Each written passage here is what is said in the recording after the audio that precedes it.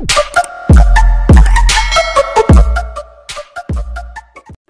mga master! Welcome back again to our channel. Panibagong araw, panibagong kabanata na naman ang pagsumasumay natin ngayong araw na ito. At kung bago ka sa ating channel, pag-click ang subscribe button and hit the notification bell para updated kayo sa ating mga susunod na videos. So mga master, bago natin simulan ng ating kabanata ngayong araw na ito, huwag po sana natin skip yung ads mga master, no, dahil malaking bagay na po yan sa ating munting channel. So simulan na natin kabanata ngayong araw na ito. Let's go! Kabanata 361 hanggang 380. Kabanata 361. Pinagmasdan ni Sebastian ang buong pangyayari sa harap ng kanyang mga mata.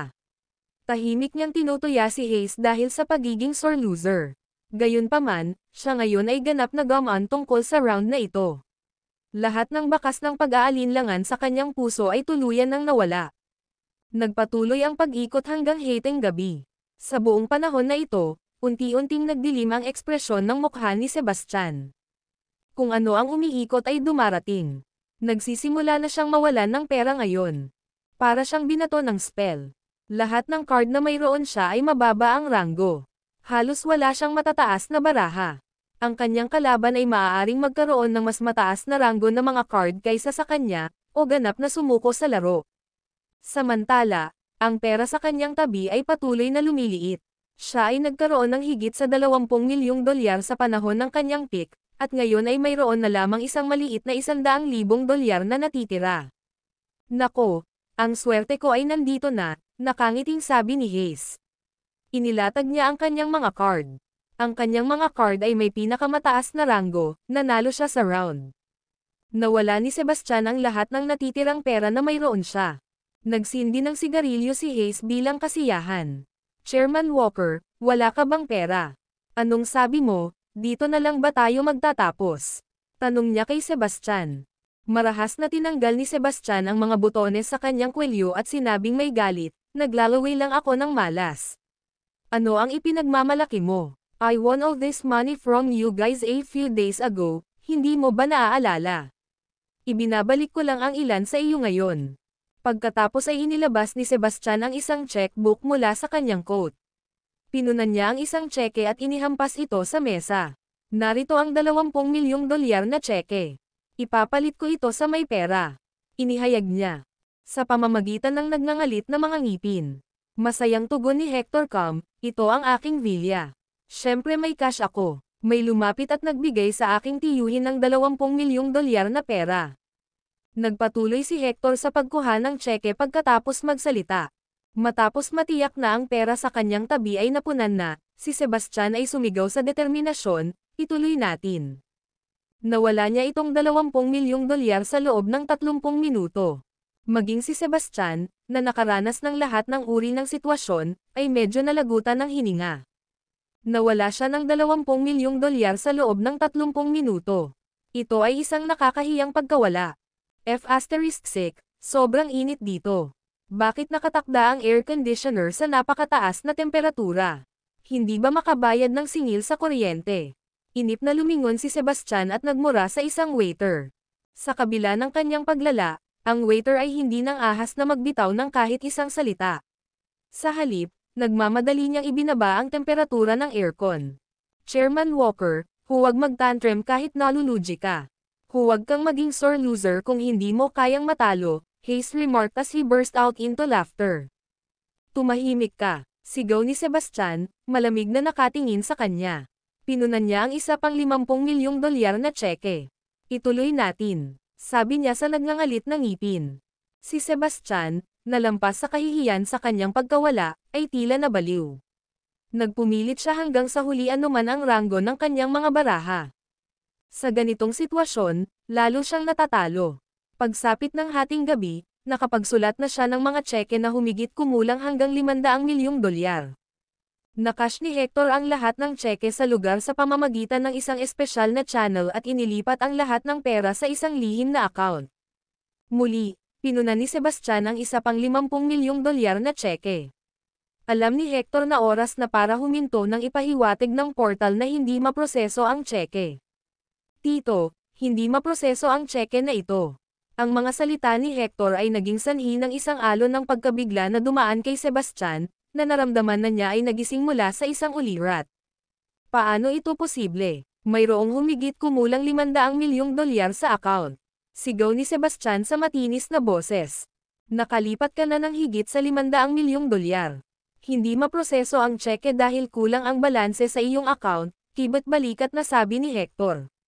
Si Sebastian, na kanina pa masungit dahil sa init, ay nakaramdam ng malamig na sensasyon sa kanya mula ulo hanggang paa. Pakiramdam niya ay tinamaan siya ng kidlat. Ano? Nanginginig ang boses ni Sebastian habang sumisigaw, nawala ako, $500 million. Sa sandaling iyon, biglang sumilip si Jordan kay Hector at sinabing, dahil naubos na ni Chairman Walker ang kanyang pera, tatawagan ba natin itong gabi? Bago pa man makasagot ay bumangon na si Sebastian sa galit. Hindi, nawala ko ang napakalaking halaga ng pera.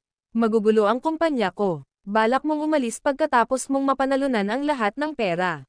Huwag mo nang isipin. Tungkol dito, sigaw niya sa galit, may stock pa ako. Gagamitin ko ang mga stock para sa kay Maroon na nakarehistro sa ilalim ng aking pangalan bilang collateral. Dapat kong ibalik ito. Tito, samobra ka na, nakangiting sabi ni Hector. Hinampas ni Sebastian ang kanyang kamao sa mesa at humagulal ng baliw, anong alam mo? Kung wala ang 500 milyong dolyar, hindi ko mababayaran ang aking mga paninda o mababayaran ang aking mga utang. Pag nangyari yon, mapapahamak ako. Napakaswerte ko. Tiyak na ibabalik ko ang lahat ng pera. Gusto kong iikot ito. Sino sa inyo ang maglakas loob na paalisin ako? Ang video na ito ay edited by Herban Storytelling. Kabanata 362. Tito, wala pang naka-leverage sa shares ng kumpanya. Higit pa rito, paano natin tinatansya ang pagpapahalaga nito? Hindi ito nararapat. Ang pagmamayari ng mga bahagi ay hindi rin magiging kapaki-pakinabang sa amin. Parehong sumang-ayon sina Jordan at Hayes sa sinabi ni Hector. Agad namang lumingon si Sebastian at sinaman ng tingin si Hector. Hector, nabaliw ka na ba? Paano ka makakapagsalita para sa kanila sa oras na ganito? Inis na tanong niya. Tito, basic reasoning iyon. Hindi ako pumanig dito, mahinahong sabi ni Hector. Nagnganga ang ngipin ni Sebastian at sinubukang pigilan ang kanyang galit. Kung ganoon, pahiram sa akin ng ilang milyong dolyar para sa emergency na ito, sabi niya. Nanatiling kalmado at nakolekta ang ekspresyon ni Hector. Tito, wala akong gaanong pera. Hindi ako makakapag-withdraw ng ilang milyong dolyar para mawala ang lahat. Dapat mong isipin kung paano hahaharapin ang iyong mga darating na problema, sabi niya. Gaano man kagulo ang iniisip ni Sebastian, walang paraan na sa wakas ay hindi niya matanto na may mali. Ang tatlong tao na nakaupo sa mesa ng pagsusugal, at lalo na si Hector, ay kakaiba ang kinikilos ngayon. Huminga ng malalim, pinigilan ni Sebastian ang pagkabalisa sa kanyang puso. Anong ibig mong sabihin? Tanong niya sa mahinang boses. Hindi siya makapaniwala na malakas ang loob ni Hector na makipagtambol sa isang outsider para labanan lang siya. Siya ay lumalaban sa kanyang ama, si Hendrik, sa pamamagitan ng paggawa nito. Anong ibig kong sabihin? Tumawa si Hector. Inilabas niya ang isang maliit na itim na kahon mula sa portable aircon sa kwarto at pinatay ang switch nito. Binara ko ang signal ng mobile phone ng lahat para payagan kaming maglaro ng mga barahan ng tahimik. Paumanhin sa paghila ng maliit na trick na ito. Tito, sabay tingin sa phone mo. Maraming tao ang dapat mangyari sa iyo ngayon. Lalong lumakas ang pagkabalisa sa puso ni Sebastian. Magsasalita pa sana siya nang biglang tumunog ang phone niya na parang on cue. Ang tumatawag ay malapit niyang kasama sa kumpanya. Nang hindi nag-iisip, sinagot ni Sebastian ang tawag. Chairman Walker, saan ka nagpunta? Ang kumpanya ay nasa isang ganap na gulo. 4 na oras na akong tumatawag sa iyo, ngunit hindi mo kinuha ang iyong telepono. Nagsalita si Sebastian sa mahina at may bayad na tono matapos pakinggan ang nag-aalalang boses sa kabilang dulo ng telepono. Ano ang lahat ng gulat? Sabihin mo agad kung anong nangyari. Tapos na tayo, Chairman. Lahat ng private loan companies na hiniram namin ay biglang lumapit para hingin ang bayad nila. Gayunpaman, wala ang iyong pirma sa account ng kumpanya, kaya hindi namin ma-withdraw ang pera. Bukod dito, sinabi sa amin ng Departamento ng Pananalapi na ang mga pondo sa account ay patuloy na bumababa. Ilang daang libong dolyar na lang ang natitira sa account. Pakiramdam ni Sebastian ay tinamaan siya ng kidlat. Ginawa niyang mga tseke ang lahat ng pondo sa account ng kumpanya at isinugol niya ang lahat. Ang pera ay wala na ngayon. Gayunpaman, ang kakaiba ay ang mga utang niya sa mga pribadong loan companies ay hindi pa natatapos. Bakit sila nangongolekta ng mga utang ngayon? Hindi ba ang mga utang ay dapat bayaran sa ilang buwan? Tanong ni Sebastian na nanunuyo ang lalamunan. Pakiramdam ko ay may mga may itim na ulap na bumabalot sa kanyang ulo, na nagsasama-sama upang bumuo ng isang lambat na hindi niya matatakasan. Ang lambat ay malapit nang mahulog sa kanya at ubusin siya ng buo sa susunod na sandali. Hindi ko alam. Hindi nila pinapansin ang interes at hinihiling na bayaran namin ang prinsipal ngayon. Dahil hindi mo mahanap, pumunta sila sa supermarket para ipakalat ang balita. Isang dosenang empleyado ang namamahala sa bawat supermarket. Mayroon pa ring 12-dosenang mga tao sa punong tanggapan ng kumpanya. Ang mga papasok na tawag ay malapit ng pasabugan ang aking telepono. Malamig na pawis ang tumulo sa noo ni Sebastian habang nakikinig sa balita. Habang nag-iinit ang kanyang mga palad, isang panlalamig na sensasyon ang bumabalot sa kanyang ulo. Ibinaba ni Sebastian ang tawag habang hindi pinapansin ang matinding paghingi ng tulong ng kanyang close associate. Nakatitig siya kay Hector ng mapupungay na tingin. Hector, come, ano ang nangyayari ngayon? Hindi pinansin ni Hector si Sebastian, na malapit nang sumabog sa galit, at naglakad papunta sa pintuan. Agad niya itong binuksan. Lumipat ang tingin ni Sebastian sa pinto at napahiga sa sofa sa villa. Si Jacob Cum, na nakaupo sa sofa, ay nakikipagtsaa sa isang binata sa magalang na paraan. Ang video na ito ay edited by Urban Storytelling. Kabanata 363. Jasper Lane. Bumilis ang tibok ng puso ni Sebastian sa gulat. Pakiramdam niya ay nanlamig ang lahat ng dugo niya sa katawan. Ni minsan ay hindi niya inaasahan na lalabas dito si Jasper Lane. Agad na lumabas ng kwarto si Hector. Matibay siyang tumayo sa harap ni Jasper at magalang na yumuko dito. Mr. Lane, kumpleto na lahat, he said.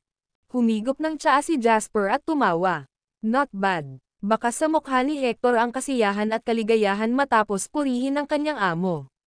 Ito ang mga halaga ng isang taksil na B***starred na tulad niya. Tumibok ang templo ni Sebastian nang makita ang lahat. Inangat ni Jasper ang ulo niya para tingnan si Sebastian na puno ng halo-halong emosyon. Long time no see, Chairman Walker. Nagulat ka ba na makita ako dito? Walang pakialam na tanong niya.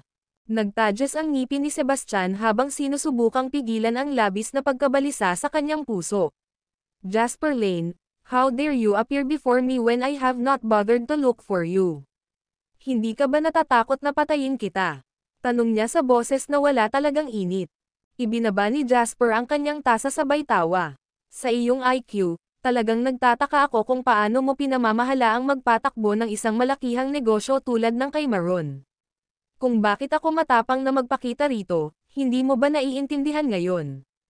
Napabuntong hininga din si Hector. Tito, sa lahat ng tao sa mundo, kailangan mo lang magalit kay Mr. Lane. Wala akong choice. Bibigyan kita ng payo, bilasan mo at humingi ng awa kay G. Lane, baka palayain kanyang buhay, sabi niya. Sumabog sa galit si Sebastian. Anong kalokohan ang ginagawa mo? Sigaw niya sabay turo kina Hector at Jasper. Ano bang pinagkakaabalahan yung dalawa? Anong ibig mong sabihin? Humihingi ka ng tawad sa tanggang ito. Nawala mo na ba, Hector Cum? Ikaw ang nawalan nito. Hector retorted matter-of-factly. Tito, may nasaktan ka na hindi mo dapat sinaktan. Ikaw ang nagdadala ng sarili mong pagkasira. Tumigil ka na sa pagsigaw. Halika at aminin mo ang iyong mga pagkakamali kay Mr. Lane ng sabay-sabay, sabi niya. Huwag mo akong tawaging tito. Nakipagtulungan ka sa mga tagalabas para labanan ako. Mayroon ka pa bang lakas ng loob na tawagin akong tito mo? Galit na sigaw ni Sebastian. Ngumisi si Hector. Well, na-offend mo pa si Mr. Lane, Sebastian Walker. Bakit hindi ka pumunta para humingi ng tawad? Tanong niya. Sinalubong ni Sebastian si Jasper ng nakakapasong tingin. Kinagat niya ang kanyang mga ngipin at napabulalas, ano ang nangyayari ngayon? Jasper Lane, bigyan mo ako ng paliwanag kaagad. Paliwanag? Anong paliwanag? Malamig na tanong ni Jasper. Matagal nang nahaharap si Kay Maroon sa isang malaking krisis sa pananalapi. Na-trigger ko lang ito ng maaga.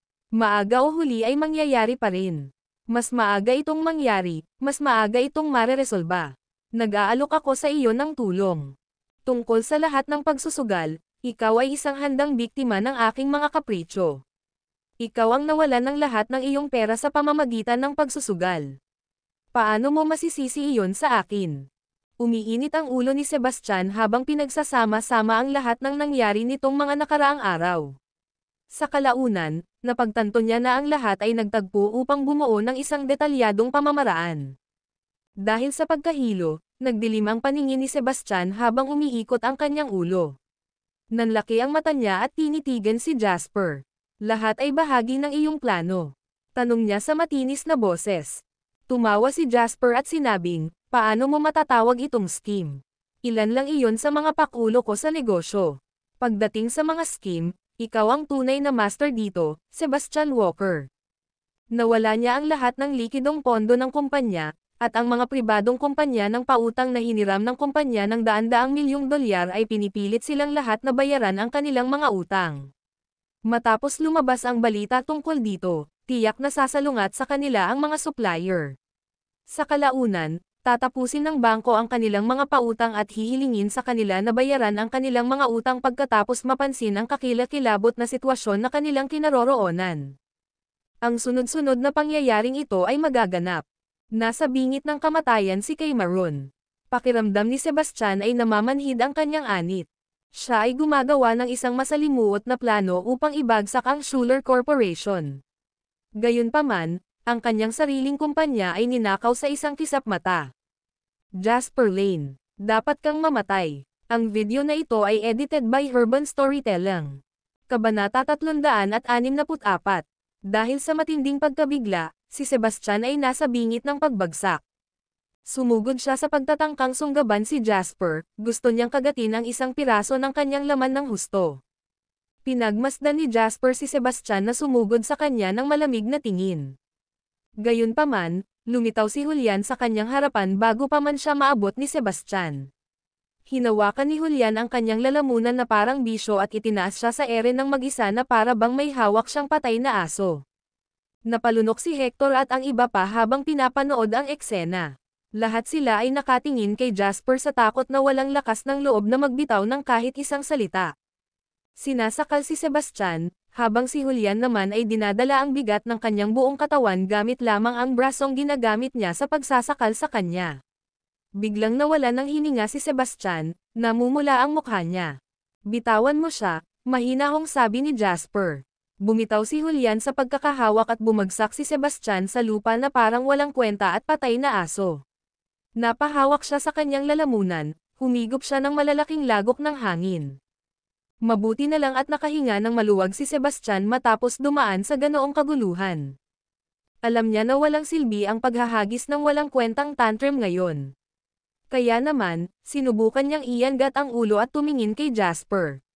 Hindi ba ikaw lang ang manugang ni Dawson Schuler? Ano ang nagbibigay sa iyo ng karapatang utusan ang mga Combs? Galit na tanong niya. Umiling si Jacob at bumantong hininga. Talagang nawala ka. Hindi mo ba naiintindihan sa ngayon? Hindi ba dapat tingnan mo muna ang kalaban mo bago mo sila kalabanan? Tiyo, ang dami ng kapangyarihan na hawak ni Mr. Lane ay lampas sa iyong imahinasyon, aniya. Kalimutan ang Combs. Narinig mo kung ano ang nangyari kina Brad at Eric Turner kanina, tama ba? Sinaktan nila si Mr. Lane at tingnan kung ano ang nangyari sa kanila. Kinailangan nilang magbayad ng kabayaran na $1 bilyong.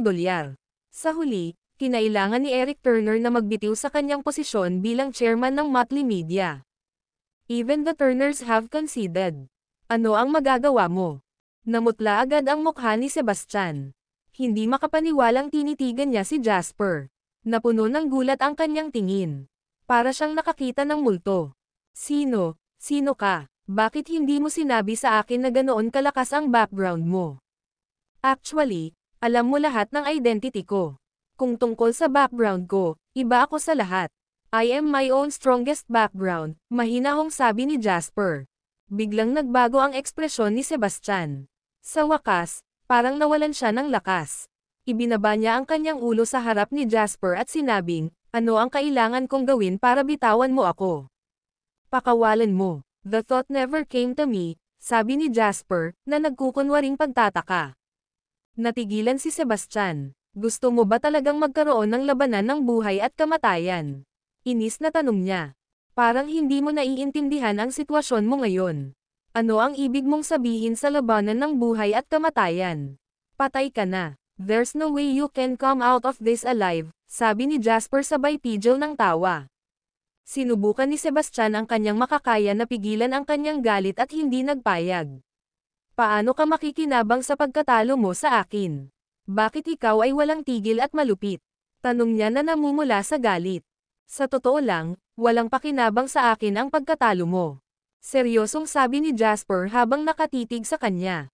Gayunpaman, dahil marami ang mga hinaing sa pagitan natin, dapat kong hanapin ang paghihiganti na nararapat sa akin, hindi ba? Nanginginig si Sebastian nang marinig ang sinabi niya. Balak mo bang maghiganti para kay Dawson Schuler? Matigas na tanong niya. Pinatay mo ang asawa ng magiging biyenan ko. Sa tingin mo ba papakawalan kita?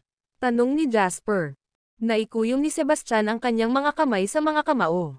Bahagyang nanginginig ang kanyang katawan dahil sa lahat ng kanyang nakakulong na galit at labis na emosyon. Ano ang balak mong gawin? Gusto kong makita mong mawala lahat ng meron ka. Iyan ang presyo na dapat mong bayaran. Tumayo si Jasper at dahan-daang naglakad bago si Sebastian. Kahit na ang kanyang boses ay kalmado at nakolekta, ang kanyang tingin ay napakalamig bilang isang malaking bato ng yelo. Ang video na ito ay edited by Urban Storytelling. Kabanata 365. Iniisip ng mga taong katulad mo na magagawa nila ang lahat ng gusto mo dahil lang sa mayaman sila.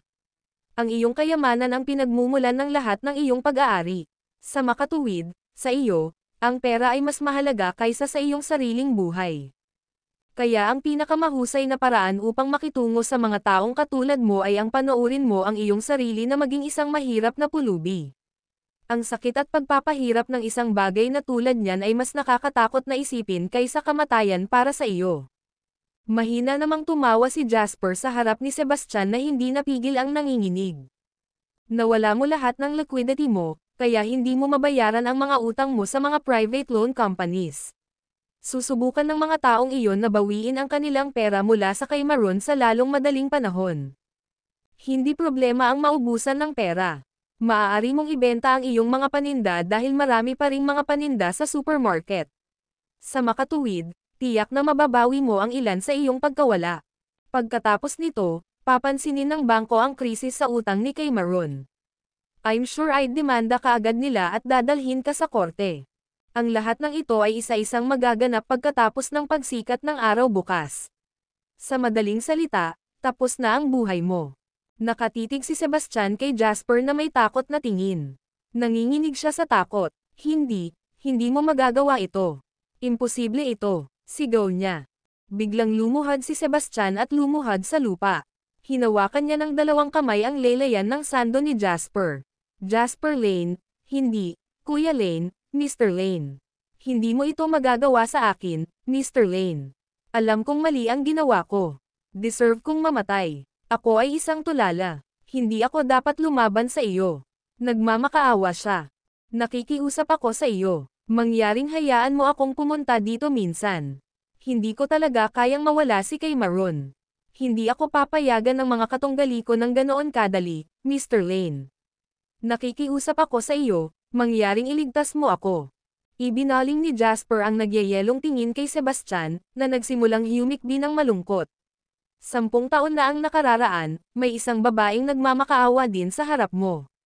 Gayunpaman, iniligtas mo ba ang kanyang buhay? Maangas na tanong niya. Nanginginig ang boses ni Sebastian habang nagmamakaawa kay Jasper. Nabulag ako sa aking pagnanasa at kasakiman noon. Hindi ko talaga alam na magiging ganito ang mga pangyayari. Sa totoo lang, wala akong intensyon na patayin siya noon. Gusto ko lang siyang takutin, sabi niya. Sino bang mag-aakala na bigla siyang papatayin? Kahit na mas matapang ako, hindi ako mangangahas na pumatay ng tao. Handa akong kunin ang kalahati ng mga asset ni kay Maron. Hindi, gawin itong 2/3. Bibigyan kita ng 2/3 ng mga asset ni kay Maron kapalit ng buhay ko.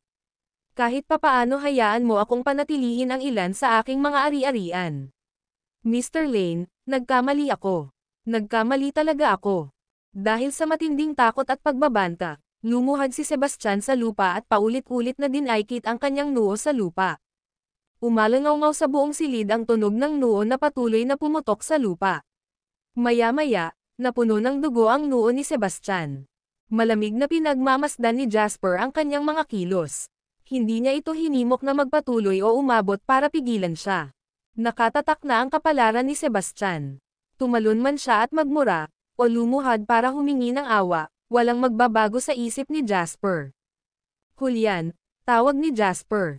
Kuya Lane, tugon ni Julian habang papalapit siya. Dalhin mo siya sa labas. Ayokong makita siya. Napabuntong hininga si Julian bago tumalikod upang hilahin si Sebastian, na umiiyak sa takot, sa kanyang mga paa. Pagkatapos ay hinailan niya si Sebastian patungo sa pintuan. Sa una, si Sebastian ay nagmamakaawa kay Jasper. Gayunpaman, dahil walang epekto ang pagmamakaawa, binitawan na lang niya ang lahat ng kanyang pagpigil.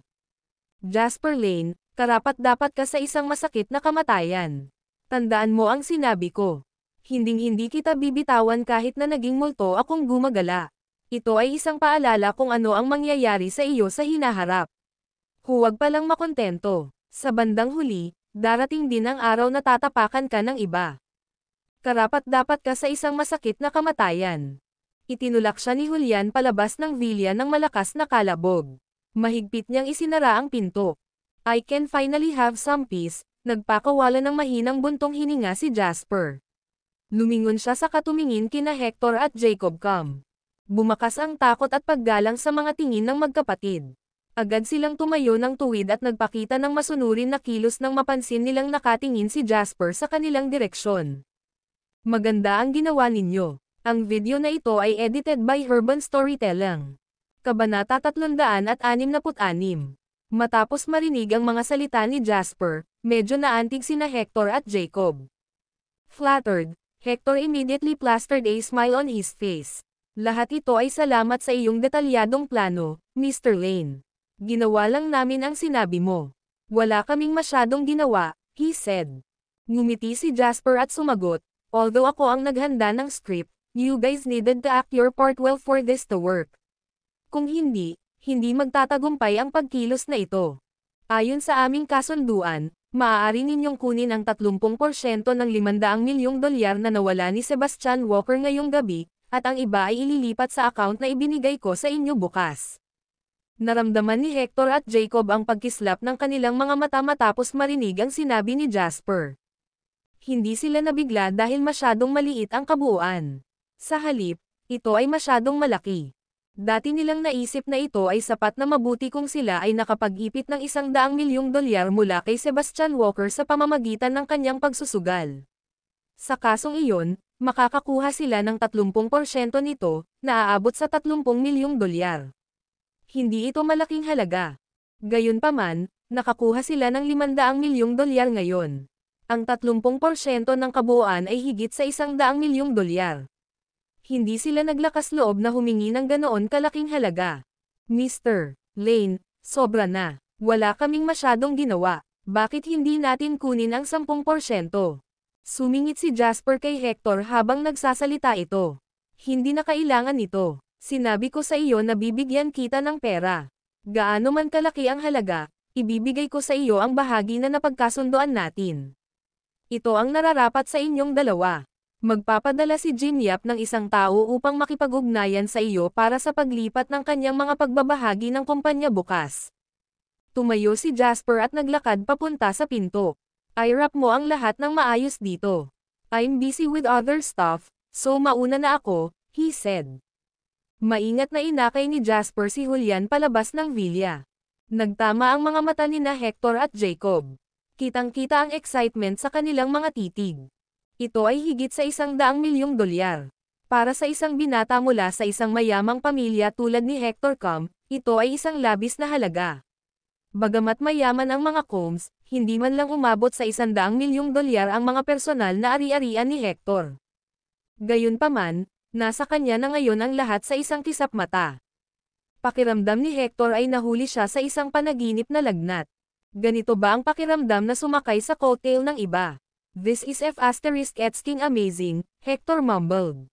Mas pinag-isipan ni Jacob ang kanilang mga gawain. Sinabi niya kay Hector, dapat nating kontakan ang 2 trustee na nakita mo at sabihin sa kanila ang tungkol sa mga natitirang gawain. Pagkatapos nito, bibigyan pa natin sila ng pera para makaalis sila sa Swallow Capital at makapunta agad sa ibang bansa. Mas mabuti kung hindi na sila bumalik sa natitirang bahagi ng kanilang buhay. Agad namang tumango si Hector. Tama, ito ay isang kagiat na bagay. Kuwit, ang sikat ng araw sa umaga ay na-filter sa restaurant sa pamamagitan ng matataas na floor-to-ceiling na bintana. Nag-uusap sina Jasper at Dawson tungkol sa pagkakasunod-sunod ng mga insidente na naganap nitong mga nakaraang araw. Si Sebastian Walker ay tapos na para sabi ni Jasper nang walang katotohanan. Napatulala si Dawson matapos marinig ang sinabi niya. Alam ni Dawson kung gaano kahirap makipaglaban sa isang tulad ni Sebastian Walker. Mahigpit na pagsasalita, kahit na maraming hindi kilalang mga kadahilanan na nakapalibot sa labanan 10 taon na ang nakalilipas, ito ay isang kilalang katotohanan na siya ay natalo kay Sebastian. Gayunpaman, nagawa ni Jasper na talunin si Sebastian sa loob lamang ng ilang araw.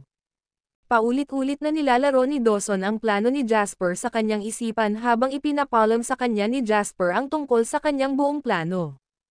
Ang iyong plano ay talagang hindi komplikado. Nagtagumpay ka dahil nakuha mo ang nakamamatay na kapintasan sa kalikasan ni Sebastian.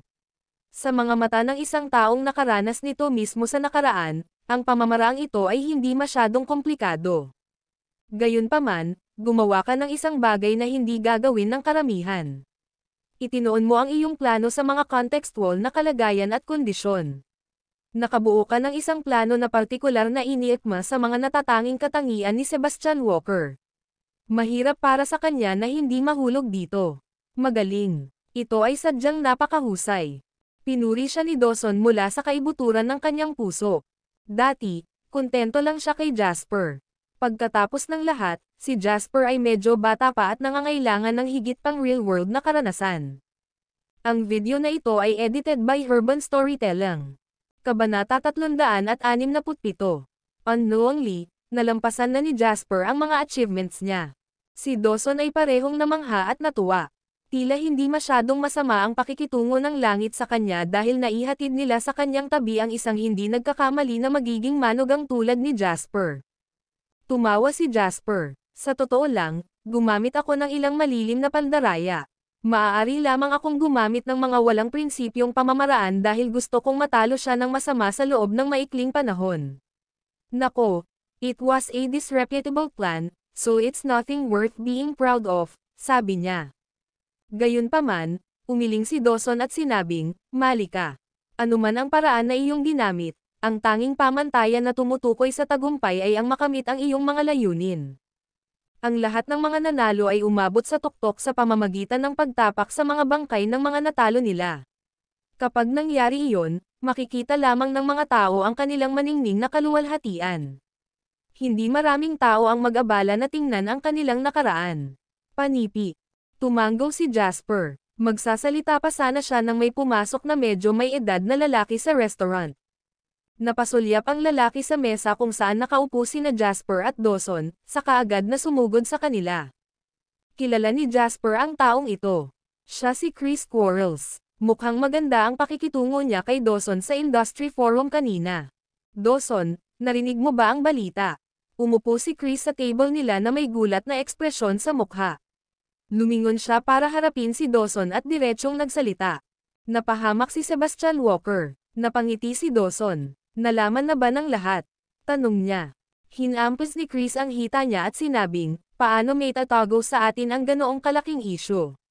Sinabi ni Sebastian Walker na nais niyang magdaos ng isa pang pagpupulong ngayong araw upang tukuyin ang pamantayan sa industriya at ang mga detalye tungkol sa halalan ng chairman ng board. Nako, Ang tagal namin naghintay, pero hindi siya sumipot. Pagkatapos nito, nakatanggap kami ng balita tungkol sa pagsasara ng lahat ng mga supermarket ng kay Maron. Sinabi rin sa balita na maraming supplier at pribadong loan company ang naghahanap kay Sebastian Walker. Panipi. Nanlilisik ang mga mata ni Chris sa paghanga. Hininaan niya ang kanyang boses at sinabing, maaaring hindi ninyo alam ang tungkol dito. Usap-usapan na sinaktan ni Sebastian ang isang makapangyarihang tao. Ang lalaking iyon ang naging dahilan ng pagkalugi niya. Napangiti si Jasper nang marinig ang sinabi niya. Tiyak na mabilis na kumalat ang balita sa mundo ng negosyo. Sino ang makapangyarihang lalaki na ito? Hindi niya maiwasang magtanong sa kanya. Nang marinig ang tanong ni Jasper, nagsalita si Chris sa tono ng matanda, hindi rin namin alam. Narinig lang namin na siya ay isang napakalakas na tao na gaganapin ay umaabot hanggang sa dulo ng mundo. Kung iisipin, kung wala siyang matibay na background, paano niya masisira ang kay Maron sa loob lamang ng ilang araw?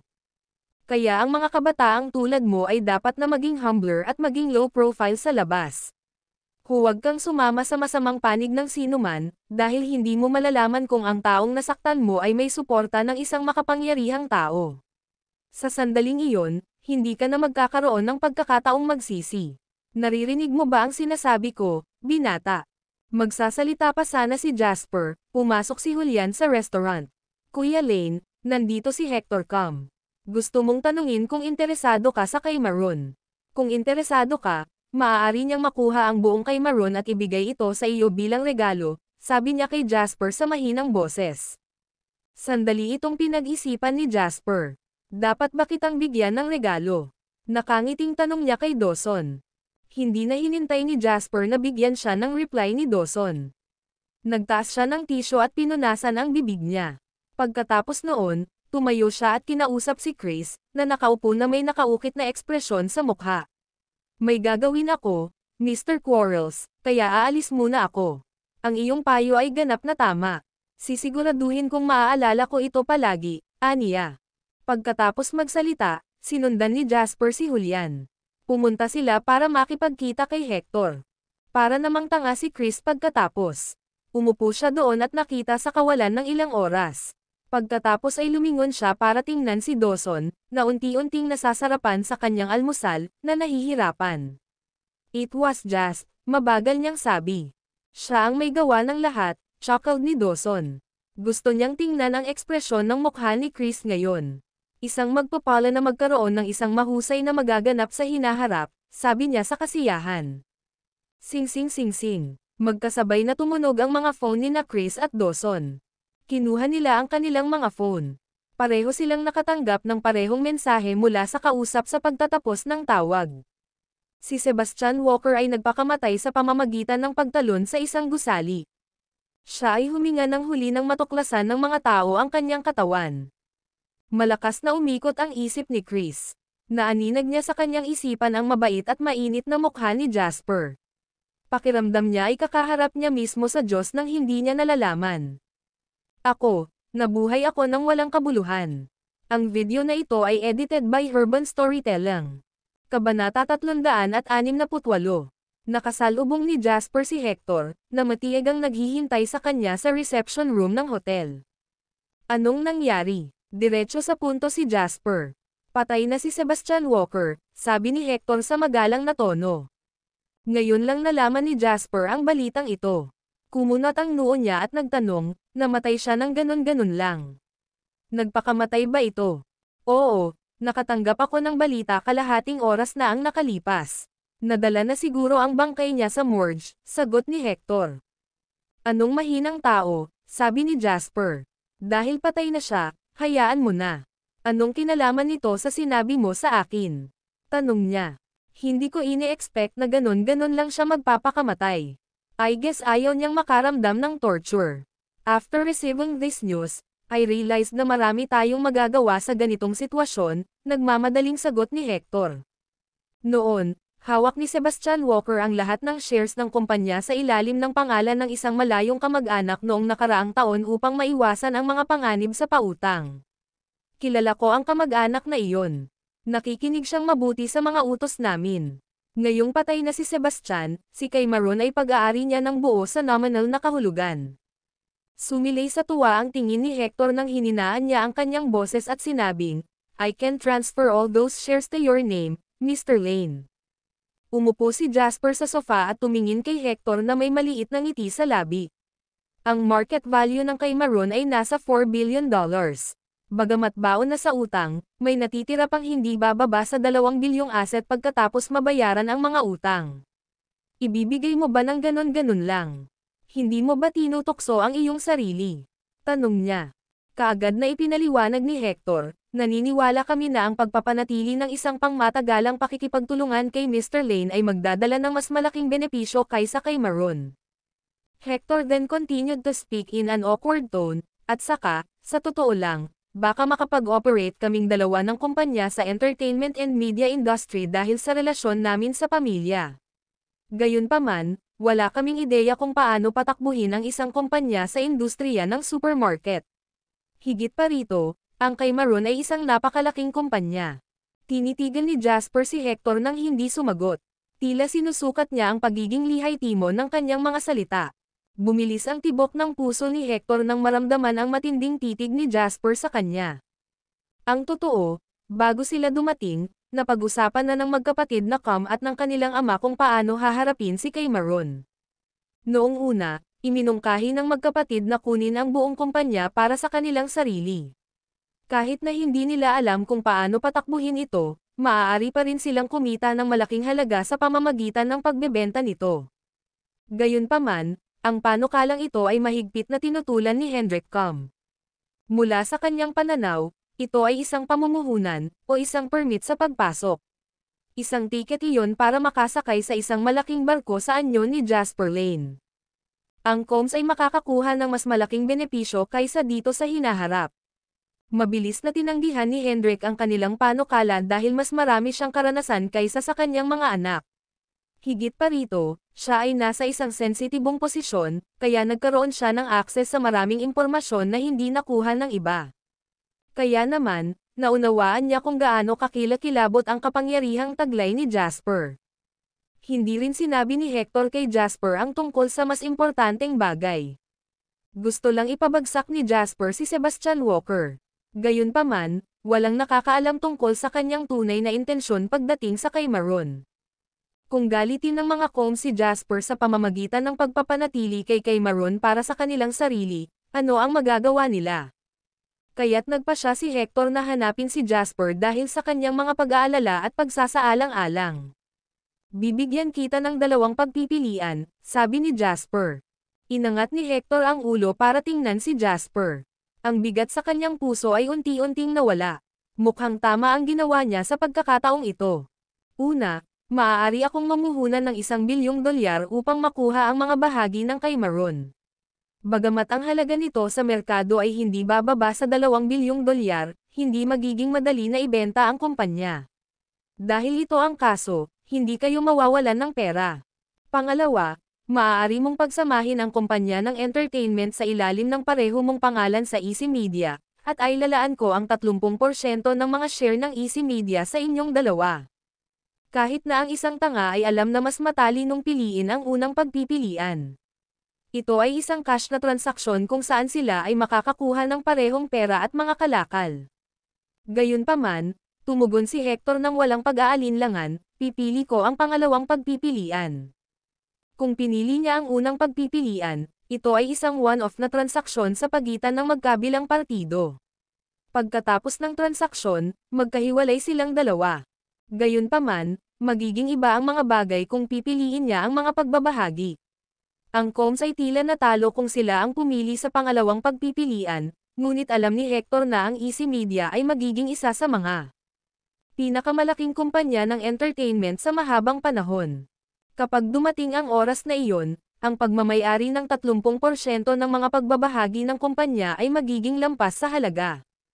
Ang video na ito ay edited by Urban Storytelling. Kabanata 369. Pinakamahalaga, ang ibig sabihin nito ay ang Combs ay nasa isang kapwa kapaki-pakinabang na relasyon kay Jasper. Magiging kakampi sila. Pinayuhan siya ni Hendrik na gawin ito ng paulit-ulit bago siya umalis ng bahay kanina. Ganon pa man, hindi na nagulat si Jasper sa pinili ni Hector. Dahil sa matatag na posisyon ng mga Combs at kanilang napakaraming ari-arian, tiyak na hindi sila isang pamilyang may maikling pananaw. Masasabi ito ni Jasper sa paraan ng pagharap nila kay Sebastian, na kamag-anak nila, nang walang kaunting pag-aalinlangan, at piniling makipagtulungan kay Jasper. Ang kita ang kanilang pangunahing prioridad. Ang mga taong tulad nito ay sobrang tuso at matalino. Gayunpaman, sila rin ang pinakamadaling kontrolin. Hanggat ipinakita niya sa kanila ang sapat na mga benepisyo at ang mga kakilakilabot ng pagkakanulo, mananatili sila sa kanyang pinakatapat na mga subordinate. Natatawang tumayo si Jasper at inilahad ang kamay kay Hector. Sa totoo lang, sana pinili mo ang unang opsyon, ngunit dahil nakapili ka na, magtulungan tayo, sabi niya. Pinipigilan ang pananabik sa kanyang puso, hinawakan ni Hector ang kamay ni Jasper gamit ang dalawang kamay. Siguradong, bulalas niya. Kuwit-kuwit, pagkaalis ni Hector ay bumalik si Jasper sa kwarto ni Dawson. Laking gulat niya, nandoon pa rin si Chris. Mr. Lane, ikinagagalak kitang makilala, Mr. Lane. Napatalon si Chris sa upuan niya nang makita niyang pumasok si Jasper sa kwarto. Maingat na binati niya ito. Masyado kang magalang, Mr. Quarles, ngumiti si Jasper. Sabay tawa ni Chris habang palihim niyang binigay kay Jasper ang isang beses. Pinagmasdan niya ang kanyang mukha at pinag-isipan ang kanyang pagkatao. Kahit anong tingin niya sa kanya, mukhang ordinaryong tao lang si Jasper sa kanya. Siya ay simpleng hindi kapanipaniwala. Nagawa niyang wakasan ang buhay ni Sebastian sa isang kisap mata. Anong mga uri ng kasanayan ang kailangan na taglayin ng isang tao upang magawa ang ganoong bagay? Ilang taon na siya, walang pakialam si Jasper sa mayamang emosyonal na drama na naglalaro sa isip ni Chris. Uncle Schuler, balak ko pong kunin ang kay Maron para ang Schuler Corporations ang pumalit sa market nito. Sa ganoong paraan, hindi ka magkakaroon ng anumang mga kakompetensya sa pambansang industriya ng supermarket, sabi niya kay Dawson. Kumunat ang noo ni Dawson at sinabing, mas malaki ang kay Maron kaysa sa Schuler Corporations. Kung sakupin natin ang kanilang market, baka hindi tayo makapag-operate ng maayos. Tumawa si Jasper. Ayos lang, maaari tayong gumugol ng mas maraming oras at maglaan ng mga pondo upang ayusin ang usapin, sabi niya. Oo naman, ngunit sa ilalim lamang ng isang kondisyon, sabi ni Dawson pagkatapos mag-isip tungkol dito ng kaunti. Uncle Schuler, hindi na kailangang gumawa ng mga kondisyon para sa ating dalawa. Pwede mo na lang sabihin sa akin ng diretso, sabi ni Jasper. Ikuha ang JW Capital ng 50% ng mga share ng Schuler Corporations, biglang sabi ni Dawson. Natigilan si Jasper. Hindi niya akalain na gagawa ng ganoong kahilingan si Dawson. Tito Schuler, parang ang tingin mo sa akin ay isang tagalabas, sabi ni Jasper. Kinaway-kaway ni Dawson ang kanyang kamay at sinabi sa mataimtim na boses, isinasantabi ang ating personal na relasyon, negosyo pa rin ang negosyo. Malaki ang bentahe ko kung ipagpapalit ko ang 50% ng shares ng Schuler Corporation sa kay Maron. Sa anumang kaso, lahat ng ito ay pag-aari ninyong dalawa sa hinaharap. Ibinibigay ko lang sa iyo ng maaga. Nakapagdesisyon na ako, sabi ni Dawson. Oo naman. Kung ganoon, I'll let Wendy hold on to part of these shares in my stead, sabi ni Jasper sabay buntong hininga. Napangiti si Dawson sabay sundot kay Jasper. Itong batang ito, napakakinis mo, sabi niya. Si Chris, na nakaupo sa tabi nila, ay walang lakas ng loob na magbitaw ng kahit isang salita. Hindi niya sinasadyang nasaksihan ang pagsilang ng nangungunang kumpanya sa industriya ng domestic supermarket. Ang video na ito ay edited by Urban Storytelling. Kabanata 370. Bagamat may ilang pagbabago sa plano, sa kaibuturan nito, ito ay nasa tamang landas pa rin. Nagsimula ang Schuler Corporations bilang isang kumpanya sa industriya ng supermarket. Bagaman, ang pagkuha nito sa kay Maron ay parang nilamon ng isang maliit na bilang isang buong elepante, ang parehong kumpanya ay mula pa rin sa parehong industriya. Sa makatuwid, hindi na kailangan para sa acclimatization. Isa pa, wala nang pinuno si kay Maron ngayong patay na si Sebastian. Sa isang sitwasyong tulad nito, ang pagkuha ng Schuler Corporations ng kay Maron ay hindi mahaharap sa anumang mga problema. Upang mapakinabangan ang lakas ng kay Maron, magsasagawa sina Jasper at Dawson ng magkasanib na pamumuhunan upang mabayaran ang kabuoang utang ng kay Maron, na umabot sa mahigit $1 bilyong. Ang pagsasanib sa pagitan ng nagtatanghal ng kumpanya ng supermarket sa bansa at ng Schuler Corporations ay nagdulot ng kaguluhan sa loob ng industriya. Pagkatapos ng lahat, walang balita tungkol sa pagsasanib dati. Biglang nagpakamatay si Sebastian sa panahon ng kanyang peak, habang ang krisis sa utang ni kay Maron ay sumunod din kaagad. Pagkatapos nito, inihayag ng Schuler Corporations na nakuha na nila ang lahat ng shares ng kay Maron at formal na hindi nila kukunin ang kumpanya. Bago pa ito maisip ng lahat, sinimulan na ng dalawang kumpanya ang proseso ng handover. Iba na ang tingin ng mga tao kay Dawson Schuler. May mga naghinala pa na may kinalaman ang lalaki sa pagkamatay ni Sebastian. Gayunpaman, walang sino man ang may anumang ebidensya. Pagkamatay ni Sebastian, si Dawson ang naging nangungunang figure sa industriya ng domestic supermarket. Gayunpaman, hindi niya binanggit ang pagtatatag ng mga pamantayan sa industriya, at hindi rin niya nilayo na maging tagapangulo ng lupon. Bilang resulta, ang ingay sa paligid ng bagay ay tuluyang tumama. Parang walang nangyari. Ang natitira na lang ay upang malaman ang mga detalye tungkol sa kung paano maganap ang pagsasanib sa pagitan ng kay Maron at Schuler Corporations, at kung paano patakbuhin ang parehong mga kumpanya sa kanilang buong potensyal sa loob ng pinakamalaking panahon. Kaugnay nito, hindi na masyadong nakialam si Jasper. Bakit pakiramdam ko may tinatago kayong dalawa sa akin? Tanong ni Wendy habang nakatingin kay Jasper. Tumawa si Jasper. Napakatalino mo. Paano ko itatago ang anumang bagay mula sa iyo? Tanong niya. Hindi nalinlang si Wendy sa mga sugar-coated na salita ni Jasper. Napabuntong hininga siya at sinabing, bagaman sobrang abala ang aking ama nitong nakaraang araw, siya ay napakasigla at madamdamin. Parang mas masaya siya kaysa dati. Nakangiti siya sa harap ng lahat. Hindi ba magandang bagay iyon? Biro ni Jasper. Hindi mo naman gugustuhing makita siyang nagmumura araw-araw, di ba? Nakakainis ka, bulalas ni Wendy, nanlilisik si Jasper. Dahil patuloy siyang umiiwas sa paksa at tila nag-aatubili na sabihin sa kanya ang higit pa, hindi siya nag-abala na subukang makarating sa ilalim nito. Kaya naman, iniba ni Wendy ang topic. Talaga bang papasukin mo ako ngayon sa paaralan? Excited na tanong niya. Oo, ipapadala kita since free ako ngayon. Magiging busy na ako simula bukas, sagot ni Jasper. Kalahating buwan na ang nakalipas mula nang makuha ng Schuler Corporation ang kay Maron. Nakatanggap siya ng ilang balita mula sa comms kahapon.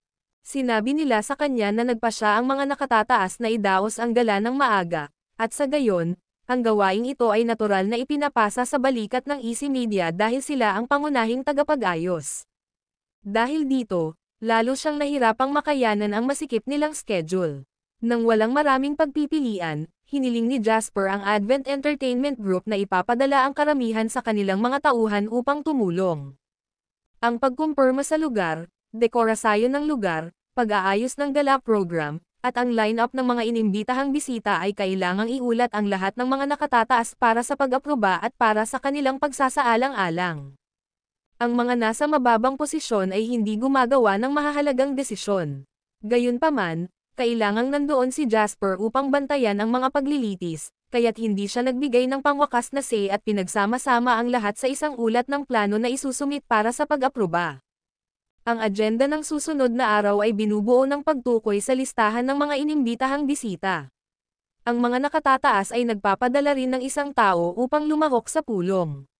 Kaya naman, kailangang maging handa si Jasper. Habang nag-uusap sila, dumating ang sasakyan sa Swallow Capital University.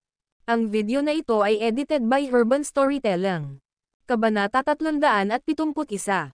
Matapos utusan si Julian na hintayin siya sa sasakyan, inakay ni Jasper si Wendy papasok sa campus ng Swallow Capital University.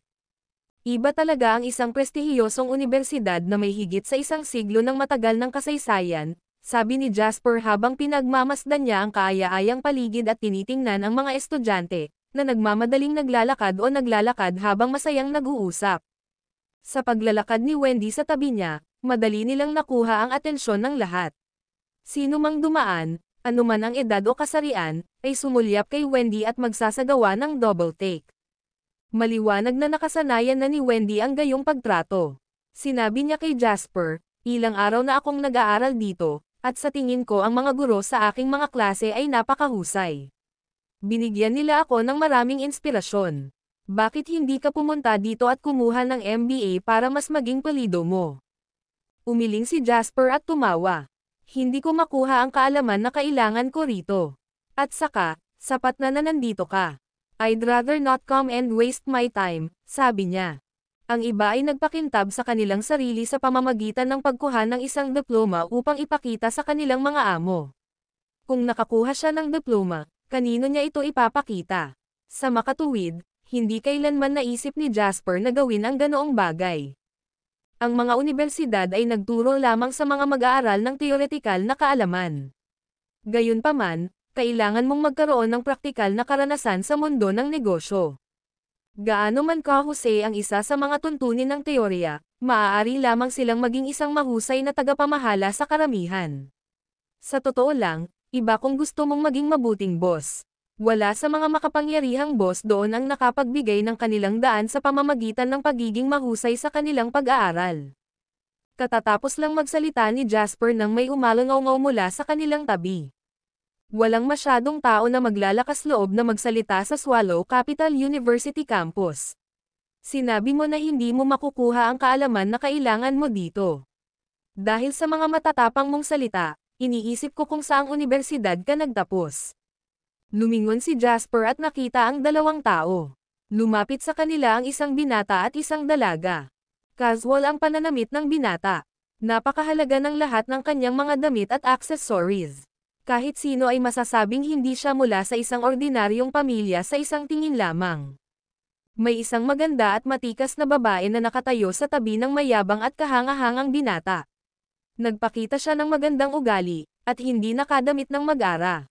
Ayon sa mga pamantayan ng lipunan, siya ay isang batang babae na may hitsura na higit sa karaniwan. Gayunpaman, ang kanyang kagandahan ay natabunan ng presensya ni Wendy. Si Annalo lang ang kilala ni Jasper na hindi nabawasan ang aura sa harap ni Wendy. Nang makitang lumingon si Wendy, sinabi ng lalaki, "Wendy, inalok kitang ihatid sa mga klase mo bago ito, pero hindi mo ako gusto. Paano mo nakilala ang isang taong ganyan?" Bahagyang kumunot ang noo ni Wendy. "Ben, classmates lang tayo. Hindi na kita kailangang guluhin sa pamamagitan ng paghiling sa iyo na ihatid ako sa aking mga klase. Isa pa, boyfriend ko siya. Hindi lang siya someone like that. Mangyaring maging mas magalang," sabi niya. Bahagyang kumunot ang noo ni Ben nang marinig ang sinabi nito. Tinitigan niya ng malamig na tingin si Jasper. Akala niya ay isa lang si Jasper sa mga humahabol kay Wendy, na halos kamukha niya. Hindi niya inaasahan na magiging boyfriend niya ito. Si Ben Hall, na naka-enroll din sa kursong MBA, ay labis na nahuhumaling kay Wendy mula noong una niya itong makita. Marami na siyang nakitang magagandang babae at lahat ng uri ng magagandang mukha, ngunit ni minsan ay hindi niya nakilala ang isang babaeng nagpakilos ng kanyang puso gaya ng ginawa nito. Ginawa ni Ben ang lahat ng kanyang makakaya para makuha ang kanyang puso nitong mga ilang araw, ngunit hindi nagpakita ng anumang anyo ng kapalit si Wendy. Ang kanyang numero ng telepono ay nasa address book din ng klase, kung saan may access ang lahat. Gayunpaman, mas mahirap na makakuha ng isang bagay, mas gusto ni Ben na makuha ang kanyang mga kamay dito. Gayunpaman, biglang nagkaroon ng kasintahan si Wendy Schuler. "Bagay ka talaga, kaibigan. Nagawa mo pang makuha ang puso ng class bell natin. Gayunpaman, hindi mo ako sinagot. Dahil sinabi mong hindi mo gusto ang mga kursong binigay sa campus ng Swallow Capital University, saang prestihiyosong universidad ka nagtapos. Please enlighten me." Ang video na ito ay edited by Urban Storytelling. Kabanata 372. Hindi ako nagtapos sa isang pandaigdigang prestihiyosong universidad. Ako ay mula sa isang ordinaryong domestic second rank na universidad. Hindi itinanggi ni Jasper ang tanong tungkol sa kanyang mga kwalipikasyong pang-akademiko. Hindi niya akalain na ito ay isang bagay na dapat ikahiya. Ang mga kwalipikasyong pang-akademiko ng isang tao ay maaari lamang magpakita ng mga kakayahan sa pag-aaral ng isang tao noong sila ay bata pa. Hindi nito matukoy ang mga huling tagumpay ng isang tao. Isa ito sa mga pamantayang itinakda ni Jasper sa mga proseso ng recruitment ng lahat ng kumpanyang nasa ilalim niya. Ang kanyang mga kumpanya ay hindi pinahintulutang gumamit ng mga kwalipikasyong pang-akademiko bilang isang mandatoryong kinakailangan para sa recruitment. Agad namang humagalpak ng tawa si Ben at ang babaeng katabi niya pagkatapos magsalita ni Jasper. Tama ka sa mga tao ngayon, Ben. Kung gaano sila kaunti, mas gusto nilang ipagmalaki ang kanilang sarili. Ang sabi ng babae sa tabi ni Ben. Tumingin siya kay Jasper na puno ng disgusto. Para bang si Jasper ay naglabas ng isang kakilakilabot na baho na makakahawa sa kanya kung bibigyan siya nito ng isang sulyap. Humalaklak si Ben at sumagot, kaya nga sabi ko sa iyo na dapat kang maging mas maingat sa paglabas mo sa susunod. May mga taong kayang gawin ang anumang bagay para lang makampi sa mayayaman at makapangyarihan. Gustong-gusto nilang magyabang sa harap ng iba at kumilos ng mataas at makapangyarihan sa kabila ng kanilang kawalan ng kakayahan. Kunin mo ako halimbawa, bagamat nagtapos ako sa Evergreen University sa pamamagitan ng buong kursong undergraduate, hindi ako kailanman nang ahas na sabihin na hindi mahalaga ang kaalaman na nakukuha namin mula sa unibersidad. Tanging ilang mga tao na hindi pa nakaranas ng pag-aaral sa isang nangungunang unibersidad ay magiging walang kahihiyan upang sabihin na ang syllabus na itinuro sa mga unibersidad ay walang silbi. Ngumisi si Ben kay Jasper habang nagsasalita. Hindi kita pinag-uusapan, kaya huwag mo itong personalin, aniya, na nagkukunwaring habag. Hindi tulad ng kanyang mga salita, may nasisiyahan at mapanuksong titig sa kanyang mga mata. Hindi man lang siya nag-abalang itago ito. Mas pinahahalagahan ko ang mga kakayahan at tagumpay ng isang tao pagkatapos pumasok sa lipunan kaysa sa sertipiko ng pagtatapos.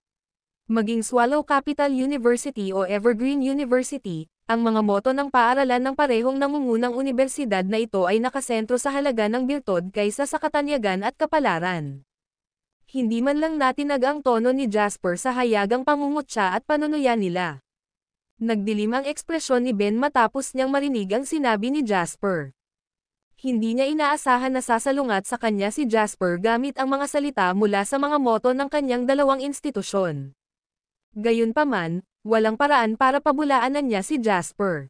Ang moto ng paaralan ng Evergreen University, maging banal at magsikap para sa pagpapabuti ng sarili. Hindi ba't nangangahulugan na ang moral na katangian ng isang tao ang pinakamahalagang bagay?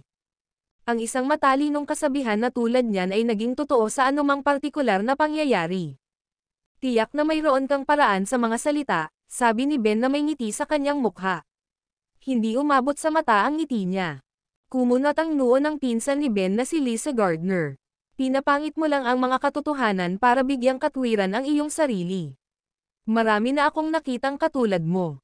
Gusto lang ng mga taong katulad mo na makakuha ng atensyon sa pamamagitan ng pakikipag-usap tungkol sa moral at prinsipyo. When in fact, ang tanga mo lang, she said impolited. Kahit na ako'y baliw, wala namang kinalaman yun sa inyong dalawa, di ba? Tanong ni Jasper. Nang makaramdam ng inis, nabulunan si Lisa sa kanyang mga sinabi. Halos mapahagalpak ng tawa si Wendy nang makita ang hindi kaaya-ayang ekspresyon sa mukha nilang dalawa. Si Jasper ay hindi kailanman naging dehado kapag nakaharap ang mga bastos na taong tulad nito. Jas, alis na tayo. Wala na tayong masasabi sa kanila, sabi ni Wendy kay Jasper. Tumanggaw si Jasper. Sinulyapan niya ang dalawa bago nagtangkang umalis kasama si Wendy. Ang video na ito ay edited by Urban Storytelling. Kabanata 373.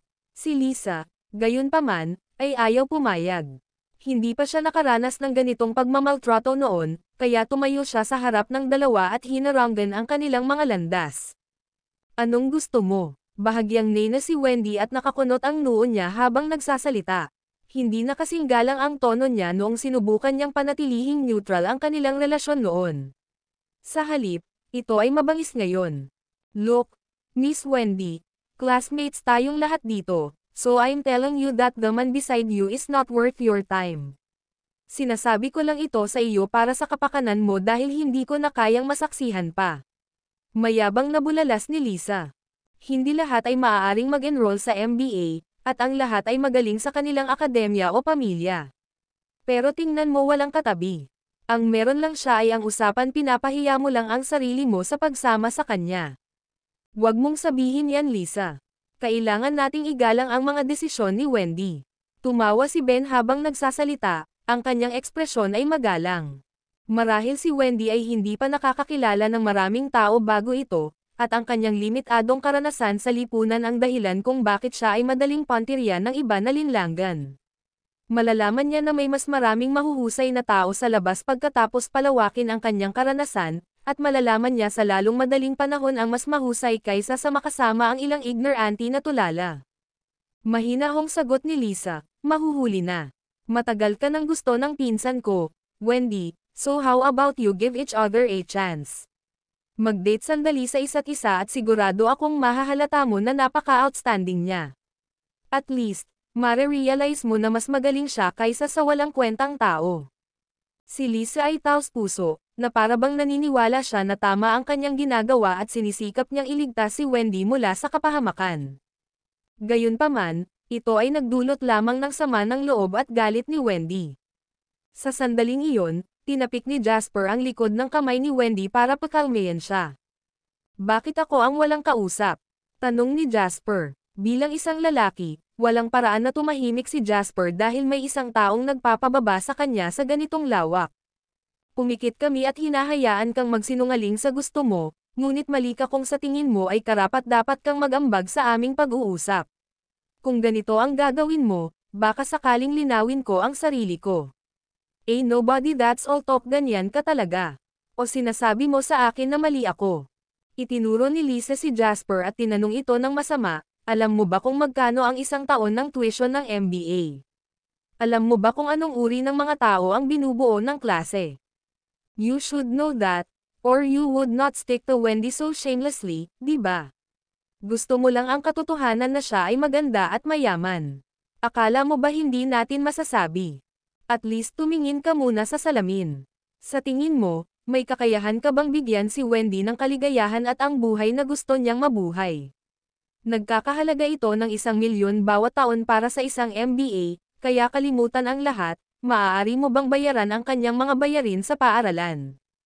Napangisi si Lisa. Mababa ang tingin niya kay Jasper dahil lang sa mas mataas na antas ng lipunan at kahit papaano ay naging mas mahusay siya kaysa sa kanya. Hindi mo maisip kung gaano kalaki ang pera, pero ibang kwento para kay Ben. Ang presidente ng Haddock Chamber of Commerce ay ang ama ni Ben, at si Ben ang tagapagmana ng QC Group. Si Ben ay nagsimula sa isang posisyon na hindi maiisip ng mga katulad mo simula pa noong siya ay isinilang, kaya bakit sa tingin mo ay makakalaban mo siya? Pagkatapos ay inilabas ni Lisa ang susi ng kotse sa isang Maserati mula sa kanyang LV purse at mahinahong nagsalita, nakikita mo ba ito?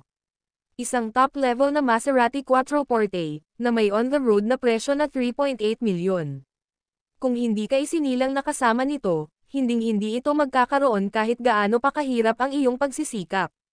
Kawawang pulubi ka.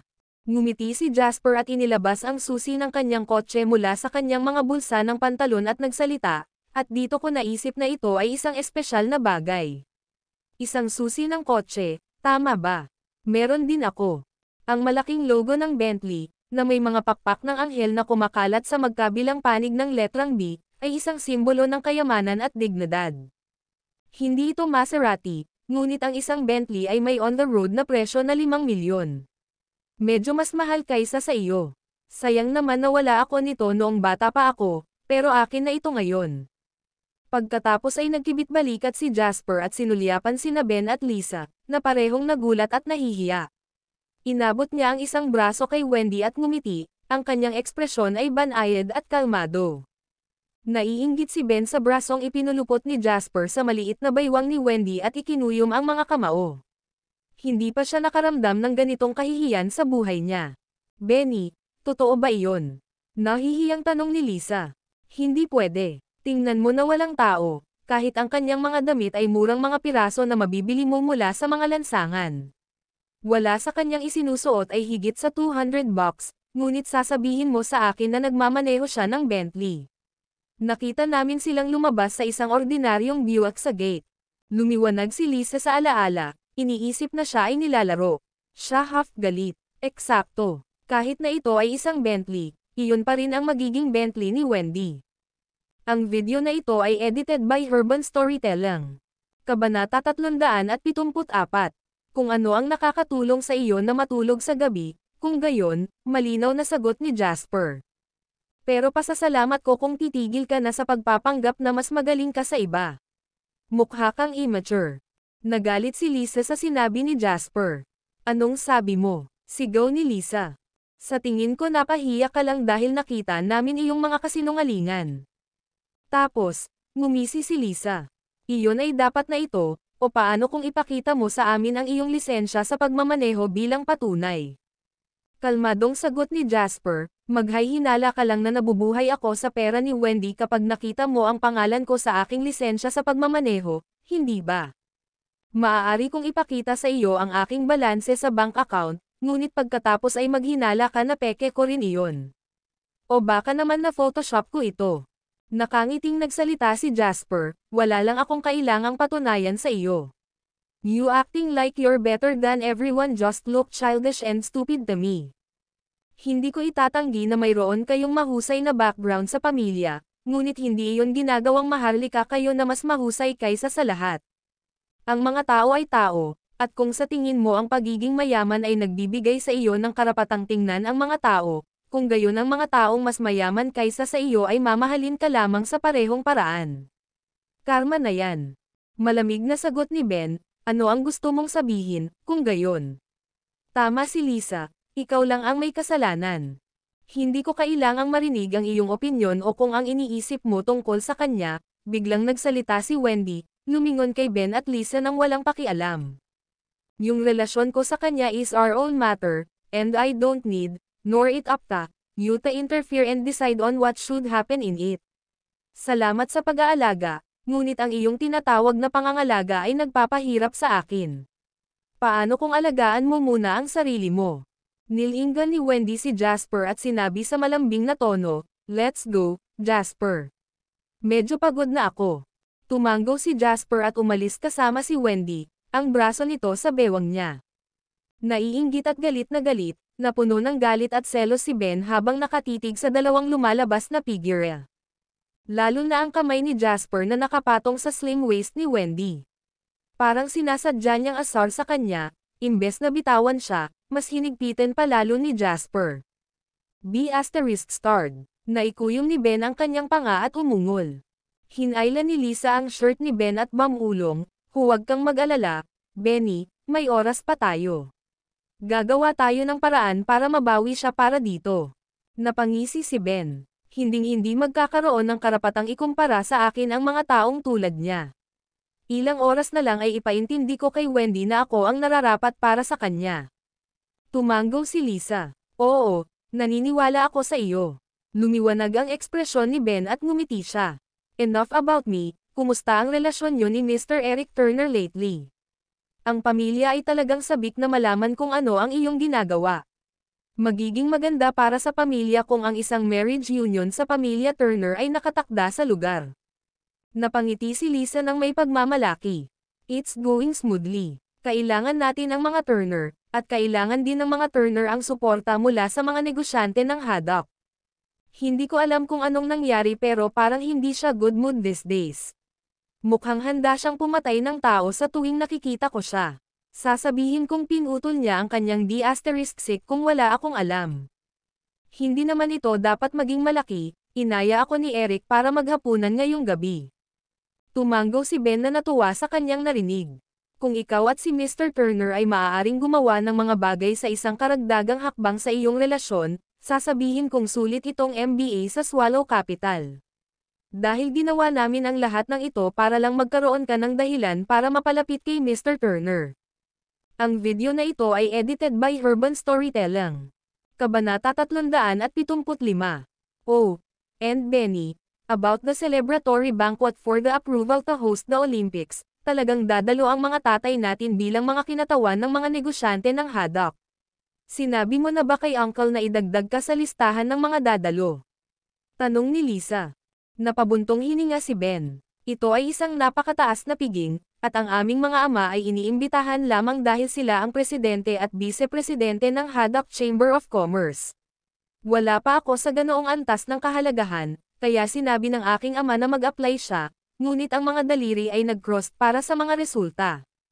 I think we should still go basta may paraan, kahit sa isang sulok lang sa likod uupo. Kung isasaalang-alang ang sukat nito, lahat ng dadalo ay magmumula sa mayayamang pamilya. Makabubuti sa atin na makakilala ng ilang makapangyarihang tao dito at doon. Lalong nalungkot si Ben nang marinig ang sinabi ni Lisa. Theoretically speaking, yes, but it's still a very high-class banquet at hindi pa umabot sa ganoong level ang mga status natin. Ang magagawa lang natin ngayon ay mag-apply at tingnan kung magiging mabait ang tadhana sa atin o hindi. O maaari kong sabihin kay Mr. Turner ang tungkol dito ngayong gabi habang kumakain. Baka may paraan siya kung gaano kalakas ang pamilya Turner sa Swallow Capital. Hindi naman dapat mahirap para sa kanya na ilagay ang mga pangalan natin sa attendance list, di ba? Mungkahi ni Lisa. Nagliwanag ang tingin ni Ben habang tumatango. Oo, mukhang magandang ideya iyon. Good luck ngayong gabi, kung gayon. Napangiti si Lisa nang may kumpiyansa. Hanggat may sasabihin si Mr. Turner dito, sigurado akong makumbinsi ko siya na tulungan tayo. Habang inihahatid si Wendy sa kanyang silid-aralan, na-stress si Jasper. Huwag kang masyadong makihalubilo sa mga lalaki, lalo na kay Ben. Huwag kang masyadong lalapit sa kanya, at tawagan mo ako kapag naabala ka na naman niya. After giving it some thought, Jasper added, siguro kukunin ko si Julian na sundan ka kahit saan ka magpunta. Iyon ang dapat gumawa ng lansihin. Galit na tumingin si Wendy kay Jasper, at agad itong tumanggi ng mapagtantong marami pang kaklase ang nakatingin sa kanila. Nagsisimula ka ng umarte sa aking ina. Alam ko kung paano protektahan ang sarili ko, kaya huwag kang mag-alala, okay? Kailangan ko pa ring sundan ka ni Julian. Nasa labas ka at halos lahat ng oras. Makikilala mo rin ang lahat ng uri ng tao sa labas. Ngumiti si Jasper. Don't worry. As long as I don't actively provoke someone, walang gugustuhing mang-istorbo sa akin dito sa Swallow Capital. Ligtas ako sa ngayon. Hindi nagsisinungaling si Jasper. Ngayong tapos na ang sitwasyon sa mga Turner, ang pamilya Cam ay naging pinakatapat sa mga kampan. Tuluyan na niyang nilamon ang kabuuan ng kay Maroon. Si Jasper ay walang anumang kaaway sa Swallow Capital sa ngayon. Kahit na may gustong sirain siya, hindi sila maglalakas loob na gawin ito ngayon kapag si Jasper ang kasalukuyang namamahala sa celebratory banquet. Ang lahat ay nag-aaway-away para sa kanya at apple polish ang lalaki. Walang mas mahalaga kaysa sa pagdiriwang na piging. Ito ay higit pa sa isang business gala lamang, dahil ito ay isang mahalagang kaganapan na magsasalita para sa lakas ng bansa. Sinabi sa kanya ng mga nakatataas kahapon tungkol sa ilang malalaking kuha na nakumpirma na ang pagdalo, at naramdaman ni Jasper ang kanyang puso na nanginginig sa takot nang makita ang kanilang pangalan. Si Jasper ay isang natatanging tao sa kanyang sarili, ngunit ang mga bigwig na ito ay lahat ng mga kakila-kilabot na katayuan. Sila ang mga taong ngayon lang nakita ni Jasper sa mga balita sa kanyang nakaraang buhay. Hindi maisip ng mga tagalabas ang tunay na kahulugan ng piging at kung gaano ito maharlika. Kung ganoon ay mauuna na ako. Tawagan mo ako kung may kailangan ka, okay? Nagsalita si Jasper. Tumanggo si Wendy. Biglang may naalala, nagtanong siya, oh, Jasp.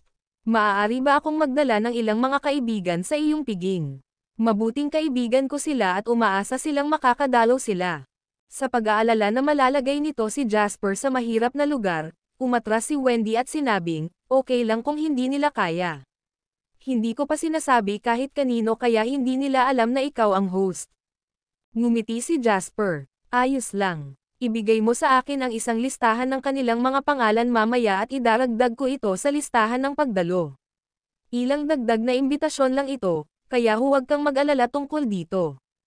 Okay. Ngumiti si Wendy kay Jasper ng matamis. Siya ay nasa magandang kalooban kung isasaalang-alang kung paano madaling haharapin ng kanyang kasintahan ang isyo ng pag-imbite kapag ang isang imbitasyon sa handaan ay isang bagay na nakikiusap na tanggapin ng mga nakatataas na uri sa labas. Ang video na ito ay edited by Urban Storytelling. Kabanata 376. Paglabas ng Swallow Capital University, bumalik si Jasper sa hotel upang gisingin si Henry mula sa kanyang matamis na panaginip.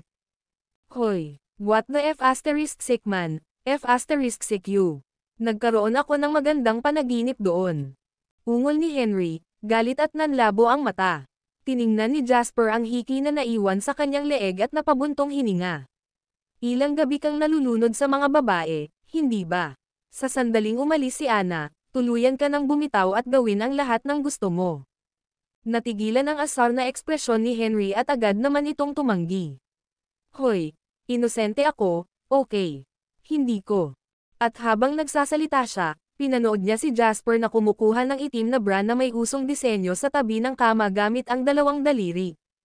Agad na itinikom ni Henry ang kanyang bibig at sinubukang alalahanin ang kanyang alaala. Sino ang dinala ko kagabi? Ang inosenteng si Annie ba? Ang sexing Angela? O ang intelektual na si Catherine? *6. Napakaraming babae, hindi ko na kayang paghiwalayin pa. Dahil dito, nagpasya si Henry na hindi niya ito iisipin at i-block na lang silang lahat. Hindi siya makapaniwalang gumawa siya ng kalokohan sa harap ng kanyang magiging bayaw. Hindi pinansin ni Jasper ang nahihiyang ekspresyon na isinuot ni Henry at nagpas siyang magtanong ng seryoso, mayroon ka bang paraan para makipag-ugnayan sa iyong lolo?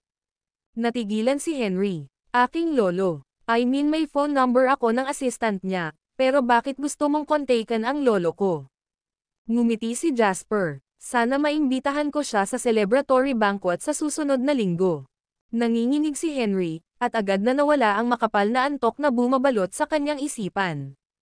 Agad siyang napuno ng sigla habang umuungal, tinatawag ang aking lolo. Kailangan ba nating pumatay ng tao? Ang mga Turners. Oo, lalaki, gawin natin ito. Alam kong hindi mo basta-basta papabayaan ang mga Turner. Sasaktan natin ang mga inang iyon. Sa sandaling masangkot dito ang aking lolo, maaari nilang halikan ang kanilang kayamanan at katayuang palm.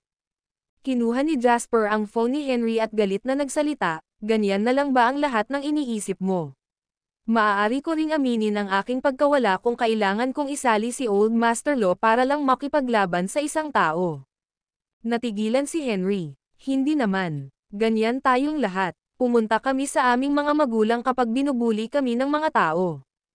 Habang dinadial niya ang numero, nagsalita si Jasper, mukhang medyo naabala mo siya sa mga bagay na ganito. Parang nahihiya si Henry habang nagkakamot ng ulo. Hindi pwede. Ang iba ay gustong humingi ng tulong sa kanilang mga magulang, ngunit ako ay bumaling na lamang kay Anna. Nakakahiya, pero alam mo kung paano ito sa pamilya ko. Babuliin ng tatay ko ang mga paa ko at ayaw kong isipin kung ano ang gagawin ng lolo ko. Habang nagsasalita si Henry, konektado ang tawag ni Jasper sa assistant ng matandang master. Ang telepono ay ipinasa sa Old Master Lo. Old Master Lo. Ako, Jasper, magalang na bati ni Jasper. Umalangaw sa mga speaker ang maliwanag na tawa ni Old Master Lo. Tumatawag ka tungkol sa handaan, hindi ba, Jasper? Sinabi sa akin ni Zachary kahapon. Sasabihin ko na sana sa iyo nang ikaw mismo ang tumawag sa akin. Taos-pusong sagot ni Jasper, napag-isipan ko na, at napagtanto ko na kahit na tama lang na sabihin ko kay Uncle Lo ng maaga, dapat ko pa rin itong talakayin sa iyo mismo tungkol sa pag-imbite sa iyo sa handaan. Labis na nasiyahan si Old Master Lo sa detalyadong pag-iisip ni Jasper at ngumiti. Huwag kang mag-alala, pupunta ako dyan. Isa, para suportahan ka para hindi ka mababawasan ng mga tao, at dalawa, may mga bagay din tungkol sa pamilya na kailangan kong kausapin sa Swallow Capital. Alam ni Jasper na Olympic Village ang tinutukoy niya. Mukhang may plano si Old Master Lo na kunin ang proyekto. Sige, I'll pick you up from the airport, masayang sagot ni Jasper. Tumawa si Old Master Lo. Hindi na kailangan. Kami mismo ang pupunta doon. Hindi mo na kami kailangang sunduin. Hindi ka pa ba masyadong busy ngayon? Mag-focus ka lang sa sarili mong mga bagay at itulak ang lahat sa gilid. Nakapagsabi na ako kina Spencer, Joe, at Wallace para sa iyo. Darating din sila, kaya hindi mo na sila kailangang tawagan, malumanay na wika ni Old Master Lo. Natigilan si Jasper. Ang Old Master Lo ay hindi lamang nakatayo sa kanyang tabi. Nakuha rin niya ang iba pang malalaking mayayamang pamilya ng Harbor City upang suportahan siya. Ang video na ito ay edited by Urban Storytelling. Kabanata 377. Kasabay nito, alam na alam ni Jasper na kung mas maraming suporta ang natatanggap niya, mas dapat siyang maging maingat. Kung tutuusin, habang magkakilala sila ni Spencer Boyle, halos estranghero sila ni Joe. Masyadong malaki ang gap sa kanilang mga status. Kung tungkol sa isang malaking pagbaril tulad ni Wallace, hindi kailanman nakausap ni Jasper ang lalaki. Ang tanging impresyon niya ay kay Kennedy, at kahit noon pa man ay hindi ito maganda. Kung mayroon man, natagpuan ni Jasper si Kennedy na isang napakamakasariling babae. Wala sa kanila ang madaling kausap. Sa sarili niyang kakayahan, walang paraan si Jasper na makadalo sa lahat ng 4 na pamilya. Ang katotohanan na sila ay dumalo ay pawang salamat sa Old Master Lo.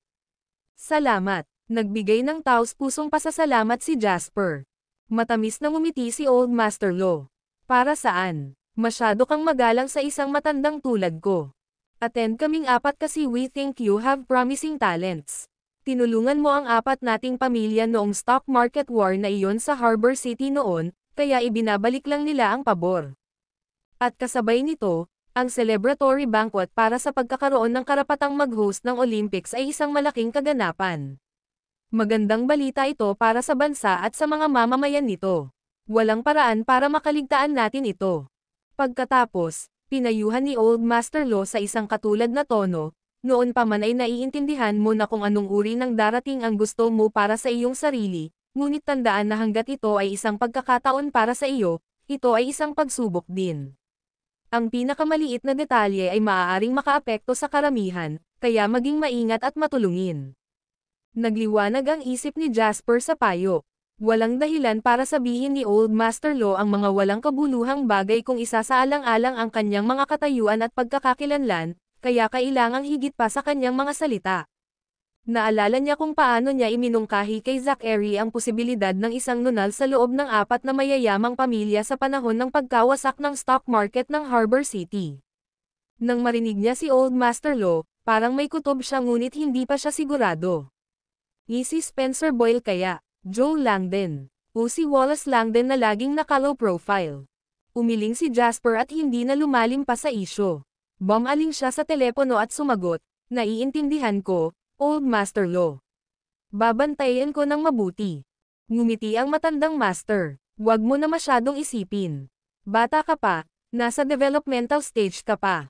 Ang paglago ay isang proseso, kaya bigyan ito ng ilang oras at walang sino mang makakapigil sa iyo. Hindi ka naman pinaghirapan ni Henry dyan, di ba?" Sa sandaling iyon, hindi na mamalayan ni Jasper na sinulyapan ang hiki sa leeg ni Henry at ang damit na panloob ng babae sa sahig bago sumagot na may nakahihiya, ganon pa rin siya, ngunit maaaring mas masahol pa. Itong bata, kung isasaalang-alang kung sino si Old Master Lo, naintindihan niya kaagad ang ibig sabihin ni Jasper at ipinasa ni Jasper kay Henry ang telepono para makausap niya ang apo. Agad na nakaramdam ng goosebump si Henry sa kanyang balat nang makita niyang ipinasa sa kanya ni Jasper ang telepono sa halip na ibaba ang tawag pagkatapos nilang mag-usap. Napatitig siya sa phone na nasa kamay ni Jasper sa takot na para bang bomba iyon. Gayunpaman, hindi siya naglakas loob na hintayin ang matandang guro, kaya nauutos siya habang kinukuha ang telepono at humagulgol habang binabati ang kanyang lolo. Walang paraan si Jasper para malaman kung ano ang sinabi ng matandang master kay Henry sa pamamagitan ng telepono, ngunit nang makita kung gaano natuyo ang lalaki pagkatapos niyang ibaba ang tawag, alam ni Jasper na naturoan ng leksyon si Henry. Naramdaman ni Henry ang tingin ni Jasper at nagkibit balikat, hindi nahiya kahit kay titing. "Masanay ka na. Total, nasa Swallow Capital ako ngayon at hindi naman ako masasaktan physically sa pasaway." Ang video na ito ay edited by Urban Storytelling. Kabanata 378. Seryosong bumaling si Jasper sa Vice-Presidente. Dapat matuto ang Easy Media mula kay G. Lawrence at sa kanila ng mapagkumbaba. Ito ay isang pagkakataon na nais malaman ng ibang kumpanya, naiintindihan ba? Agad na lumiwanag ang Vice-Presidente at sumagot, "Naiintindihan, Mr. Lane." Tumanggaw si Jasper saka naglakad papunta sa meeting room kasama ang malaking grupo ng mga tao. Nakarating na ba ang kinatawan ng mga nakatataas na pinadala? Umiling ang Vice-Presidente. "Nagpadala kami ng isang tao upang sunduin sila, ngunit wala pa sila." Napatingin si Jasper sa oras. Wala pang 1 minuto ang meeting at wala pa rin sila. Maya-maya lang ay nakatanggap ng tawag si Jasper mula kay Jacob. Mr. Si Lane, ang kinatawan na ipinadala para dumalo sa pulong sa Easy Media sa pagkakataong ito ay ganap na karibal ng aking ama. Sa tingin niya, may karapatan ka lang mag-host dahil nagkasama kami, kaya baka magdulot siya ng mga problema sa iyo. Naintindihan na rin ni Jasper. Ipinaliwanag nito kung bakit ang kabilang partido ay napakataas at makapangyarihan. Sige, babantayan ko. Ito ay nakatakda na sa bato ngayon at walang protesta ang magpapabago ng anuman. Maliban na lang kung sinasabi mo sa akin na may kakayahan siyang isuko ang karapatan kong mag-host. Paliwanag na wika ni Jasper. Napangiti si Jacob. Naipadala na ang mga imbitasyon at wala pang 1 linggo ang handaan. Walang paraan na mapipilitin kanyang ibigay ang iyong mga karapatan, at wala rin siyang karapatang mag-host ng piging kahit na nagawa niya. The most he can do now is supervise the meeting, especially the list of guests in case the company try to play dirty. Hindi sa kanya ang may sasabihin sa kung sino ang dapat o hindi dapat dumalo, dahil kailangan niya. Ibigay din ang listahan sa mga nakatataas. Basically, nandito lang siya para maging unreasonable at manggulo. Huwag mong isa-puso, Mr. Lane. Naunawaan ang mas malalim na kahulugan sa ilalim, ngumiti si Jasper. Sige, salamat sa intel. Tuwang-tuwang humuhuni si Jacob bago siya nauutol. Mr. Lane. Iniisip ko kung okay lang ba na pumunta din ako. Napakahusay na gumanap ng pamilya Cam sa pagkakataong ito, at ang tawag lamang sa telepono mula kay Jacob ay nakababawas na ng maraming isyo kay Jasper. Naturally, hindi siya magiging calculative tungkol sa maliliit na bagay. Oo naman. Ilalagay din kita ng mga pangalan ng kapatid mo sa listahan. Bilang shareholders ng Easy Media, wala akong nakikitang problema sa pagdalo mo sa isang hino-host ng sarili mong kumpanya, sagot ni Jasper. Ang katotohanan lamang na makakadalo si Jacob ay isang bagay na mahusay at isang bagay na nagpalakas ng kanyang kaakuhan. Pagkatapos ng lahat, ang buong upper class sa Swallow Capital ay naroroon, at lahat ay ipinagmamalaki na magkaroon ng kanilang sariling mga paraan upang makakuha ng isang imbitasyon. Gayunpaman, dahil ang listahan ng mga panauhin ay hindi pa natatapos, karamihan sa mga taong nag-aangking inimbitahan ay nambobola lamang. Ngayon, hindi lamang ipinangako ni Jasper ang kanyang lugar sa listahan ng mga bisita kundi pati na rin ang kanyang kapatid. Napakabait ni Jasper sa kanila. Sa gitna ng paulit-ulit na pasasalamat ni Jacob, ibinaba ni Jasper ang telepono. Oras na para magsimula ang pagpupulong. 8:30 na po Mr. Lane. Wala pa rin sila dito. Dapat ko bang himukin ang pagdating nila? Maingat na tanong ng Vice-Presidente. Hindi na kailangan. Magsisimula tayo sa oras. Hindi natin kasalanan na wala siya dito, sagot ni Jasper. Ang video na ito ay edited by Urban Storytelling. Kabanata 379. Hindi pinasaya ni Jasper ang mga taong nag-aakalang umiikot ang mundo sa kanila dahil sa mas mataas lang ang katayuan nila. Katatapos lang magsalita ni Jasper nang bumukas ang mga pinto ng meeting room at pumasok sa kwarto ang isang medyo may edad na lalaki kasama ang 2 pang staff. Ang nasa katanghaliang gulang na lalaking nangunguna sa kanila ay si John Fox, isang lalaking ipinadala ng mga nakatataas upang tingnan ang listahan ng mga bisita. Para sa isang lalaking napakabata, siguradong may init ang ulo mo, Mr. Lane, ano ito? Dumating ako sa mismong tuldok at masyado ka nang hindi nasisiyahan. Sino ang nakakaalam kung ano ang gagawin mo kung ako ay dumating ng huli? Sabi ni John si Jasper. Ted. Biglang sumimangot si Jasper at sumigaw. Ted ang pangalan ng Vice President ng Easy Media. Nagpupunas ng pawis ang lalaki nang tawagin ni Jasper ang pangalan niya na ikinagulat niya. Mabilis siyang sumagot, "Present, Mr. Lane." Bakit may hindi kilalang tagalabas sa meeting room ng kumpanya? Mahinahong tanong ni Jasper. Nanliit ang mga mag-aaral ni Ted, at namutla ang kanyang kutis.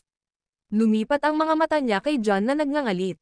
Siya ay humagulgol sa loob at mapait. Nagtataka siya kung bakit kailangan niyang mahuli sa crossfire. Anong pinagsasabi mo, Jasper? Ako ang pinuno ng pangkat ng mga nakatataas na ipinadala para pangasiwaan ang listahan ng mga bisita. How dare you chase me out? Itinuro ni John si Jasper habang umuungal, kaya mo bang pasanin ang responsibilidad kung may mangyaring masama sa handaan?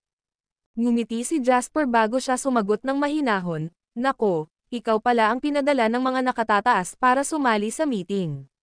Paano ko malalaman kung sino ka kung bigla kang pumasok sa meeting room ko at sinimulan akong pagsabihan tungkol sa init ng ulo ko nang hindi man lang sinasabi sa akin kung sino ka?" Nanlamig ang tingin ni John habang nanunuya.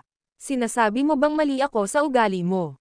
Huwag mong isipin na dahil ikaw ang host dito ay maaari mong baliwalain ang mga kagustuhan ng mga nakatataas. Masyado ka pang bata para makipag-away sa kanila." Sagot lang ni Jasper, "I do respect the higher-ups. Ayoko lang ng bongga." "Anong sabi mo?" Nagtakip ng ngipin si John. Binalak niyang gumawa ng mabangis na pasukan at ipakita kay Jasper ang kanyang kapangyarihan. Kasabay nito, ito ay isang pag-atake sa sarili niyang kaaway, si Hendrik Kam. Sa ganang kanya, higit pa sa katotohanan na ang Easy Media ay binigyan ng karapatang mag-host ng piging, at ni ang Easy Media ay hindi maglalakas loob na umalis sa linya. Gayunpaman, hindi inaasahan ni John na hindi makapagsalita sa mga chides ni Jasper bago siya makapagsimula. Sa pag-iisip na iyon, sumiklab ang galit ni John. "Ipinaalam na sa iyo ng kumpanya ang oras at lokasyon ng pagpupulong ngayong 3 araw na ang nakakaraan. Nagpadala rin kami ng isang tao para sunduin ka at sapat na ang paggalang na iyon. Ngunit nagpa siya kang maglaan ng sarili mong oras at malate, kaya sabihin mo sa akin kung bakit kailangan kong maghintay para sa iyo." Mahinang tanong ni Jasper. Malamig na sagot ni John, "Hindi kaya traffic." "Oo naman." Ngumiti si Jasper at hindi siya pinansin, bumaling upang ipahayag ang lahat ng tao sa silid, "Magsimula na tayo."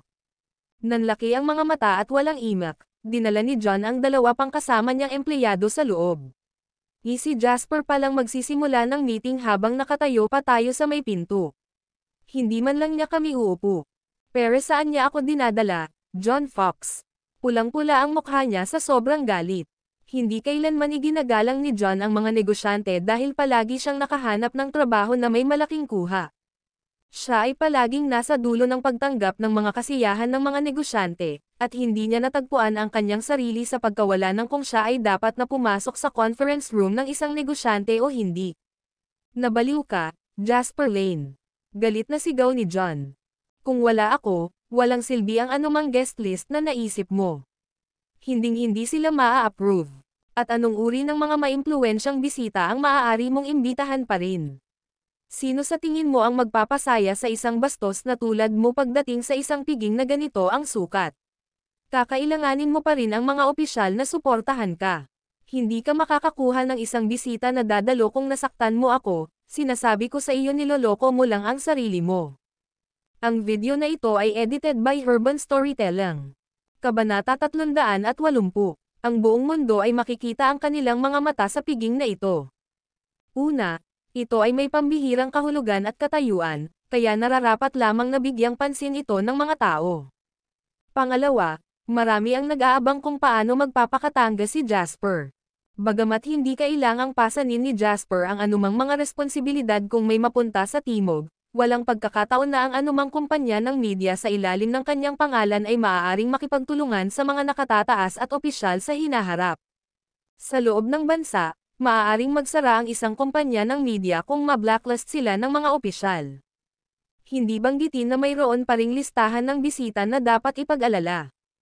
Walang alinlangan, gagawin ng mga ambisyosong kabataan tulad ni Jacob Kam ang lahat ng kanilang makakaya para makakuha ng pwesto sa listahan ng bisita at walang magawa si Jasper para pigilin sila sa labas. Ang mga kabataang ito ay nagtatanong sa paligid ng kanilang mga kontak para sa isang potensyal na paraan. Ito ay dahil ang piging na ito ay magiging isang magandang pagkakataon upang ipakita ang kanilang mga mukha at palawakin ang kanilang mga kontak. Gayunman, ang isang piging ng gayong klase ay hindi maaaring binubuo ng mga kabataang tulad ni Jacob. Iyon ay magiging isang biro. Kung tuwirang sabihin, hindi sila sapat na kakilakilabot. Dahil dito, dapat dumalo rin ang mga top-level na big shot. Ngunit walang paraan ang mga malalaking shot na ito ay humiling na imbitahan ang kanilang mga sarili, kaya naiwan kay Jasper at sa mga nakatataas na imbitahan sila. Gayunpaman, hindi ganap na garantisado ang kanilang pagdalo. Lalo na pagdating sa mga taong may tibay ng loob ni Old Master Lo. Maaaring anyayahan sila ng mga opisyal, ngunit kung sinabi ni Old Master Lo na siya ay pagod at matanda na para lumipat, wala silang magagawa. Sa totoo lang, humihiling ng imbitasyon ang mga hindi kwalipikadong tao sa nag-host na partido. Habang ang nag-host na party ay magsusumamo sa mga totoong bigwig na dumalo. Walang basehan ang mga sinabi ni John. Hindi siya naniniwala na ang isang kabataang tulad ni Jasper, isang maliit na brat na hindi pa niya narinig, ay makakapag-imbita ng kahit anong big shots. Kakailanganin niya ang tulong ng mga nakatataas sa huli. Sa oras na iyon, magagawa na ni John na makipag-usap kay Jasper sa mga nakatataas ayon sa gusto niya. Nang uuyam, ngini siya ni John si Jasper habang hinihintay ang isa na humikbi at humingi ng tawad sa kanya. Gayunpaman, narinig niya lamang na nagsalita si Jasper. Kung ma-invite ko man sila o hindi is my business. Hindi ko kailangan ang iyong input sa usapin. Ang pag-address ng isang hakbang, bakit sa tingin mo ay maaari kang mag-imbita ng mga bisita na hindi ko magagawa? Agad na nanlaki ang mga mata ni John at tinitigan si Jasper, iniisip kung mali ba ang narinig niya sa lalaki. Maya-maya, natawa si John. Mabuti, sa tingin mo napakagaling mo ha. Kung gayon, kung sa tingin mo ay magaling ka sa iyong sarili, sa palagay ko ay hindi na tayong tatlo ang kailangang makibahagi sa pagpupulong na ito, hindi ba? Gusto kong makita kung anong uri ng listahan ng bisita ang maaari mong gawin. Hindi ako ang mahihirapan kapag lumabas na ang iyong listahan ng bisita ay binubuo lamang ng ilang small timer. Gusto kong makita kung paano mo planong iligtas ang iyong sarili noon. Wika ni John at tumalikod na para umalis kasama ang kanyang mga nasasakupan gamit ang pagpitik ng kanyang kamay. Umalis ka na, Palom, sagot ni Jasper, walang kibo. Galit na kinalampag ni John ang pinto sa likod niya habang paalis, at sinulyapan ni Jasper ang mga senior executive sa kwarto na lahat ay may kakaibang ekspresyon sa kanilang mga mukha. Hindi kasama ang koponan ni Ryder na nagmula sa Harbor City. Ang mga senior executive ng Easy Media ay mukhang nag-aalala at hindi nang ahas na sabihin ang kanilang mga alalahanin. Huwag kayong mag-alala, lahat. Hindi ko gagawing katatawanan ang ganoong kalaking deal. Wala na silang ibang choice kundi ang maniwala kay Jasper matapos ang pag-assurance ng lalaki. Kung tutuusin, dapat si Jasper ang nasa ilalim ng pinaka-pressure. Siya ang magdadala nito kapag ang lahat ay bumagsak, hindi ang mga nasasakupan. Ipakita mo muna sa akin ang drafted guest list. Tingnan natin, bilin ni Jasper. Si Ted, ang Vice President, ang namamahala sa listahan, kaya agad niyang pinapakita ang drafted list sa malaking screen sa conference room.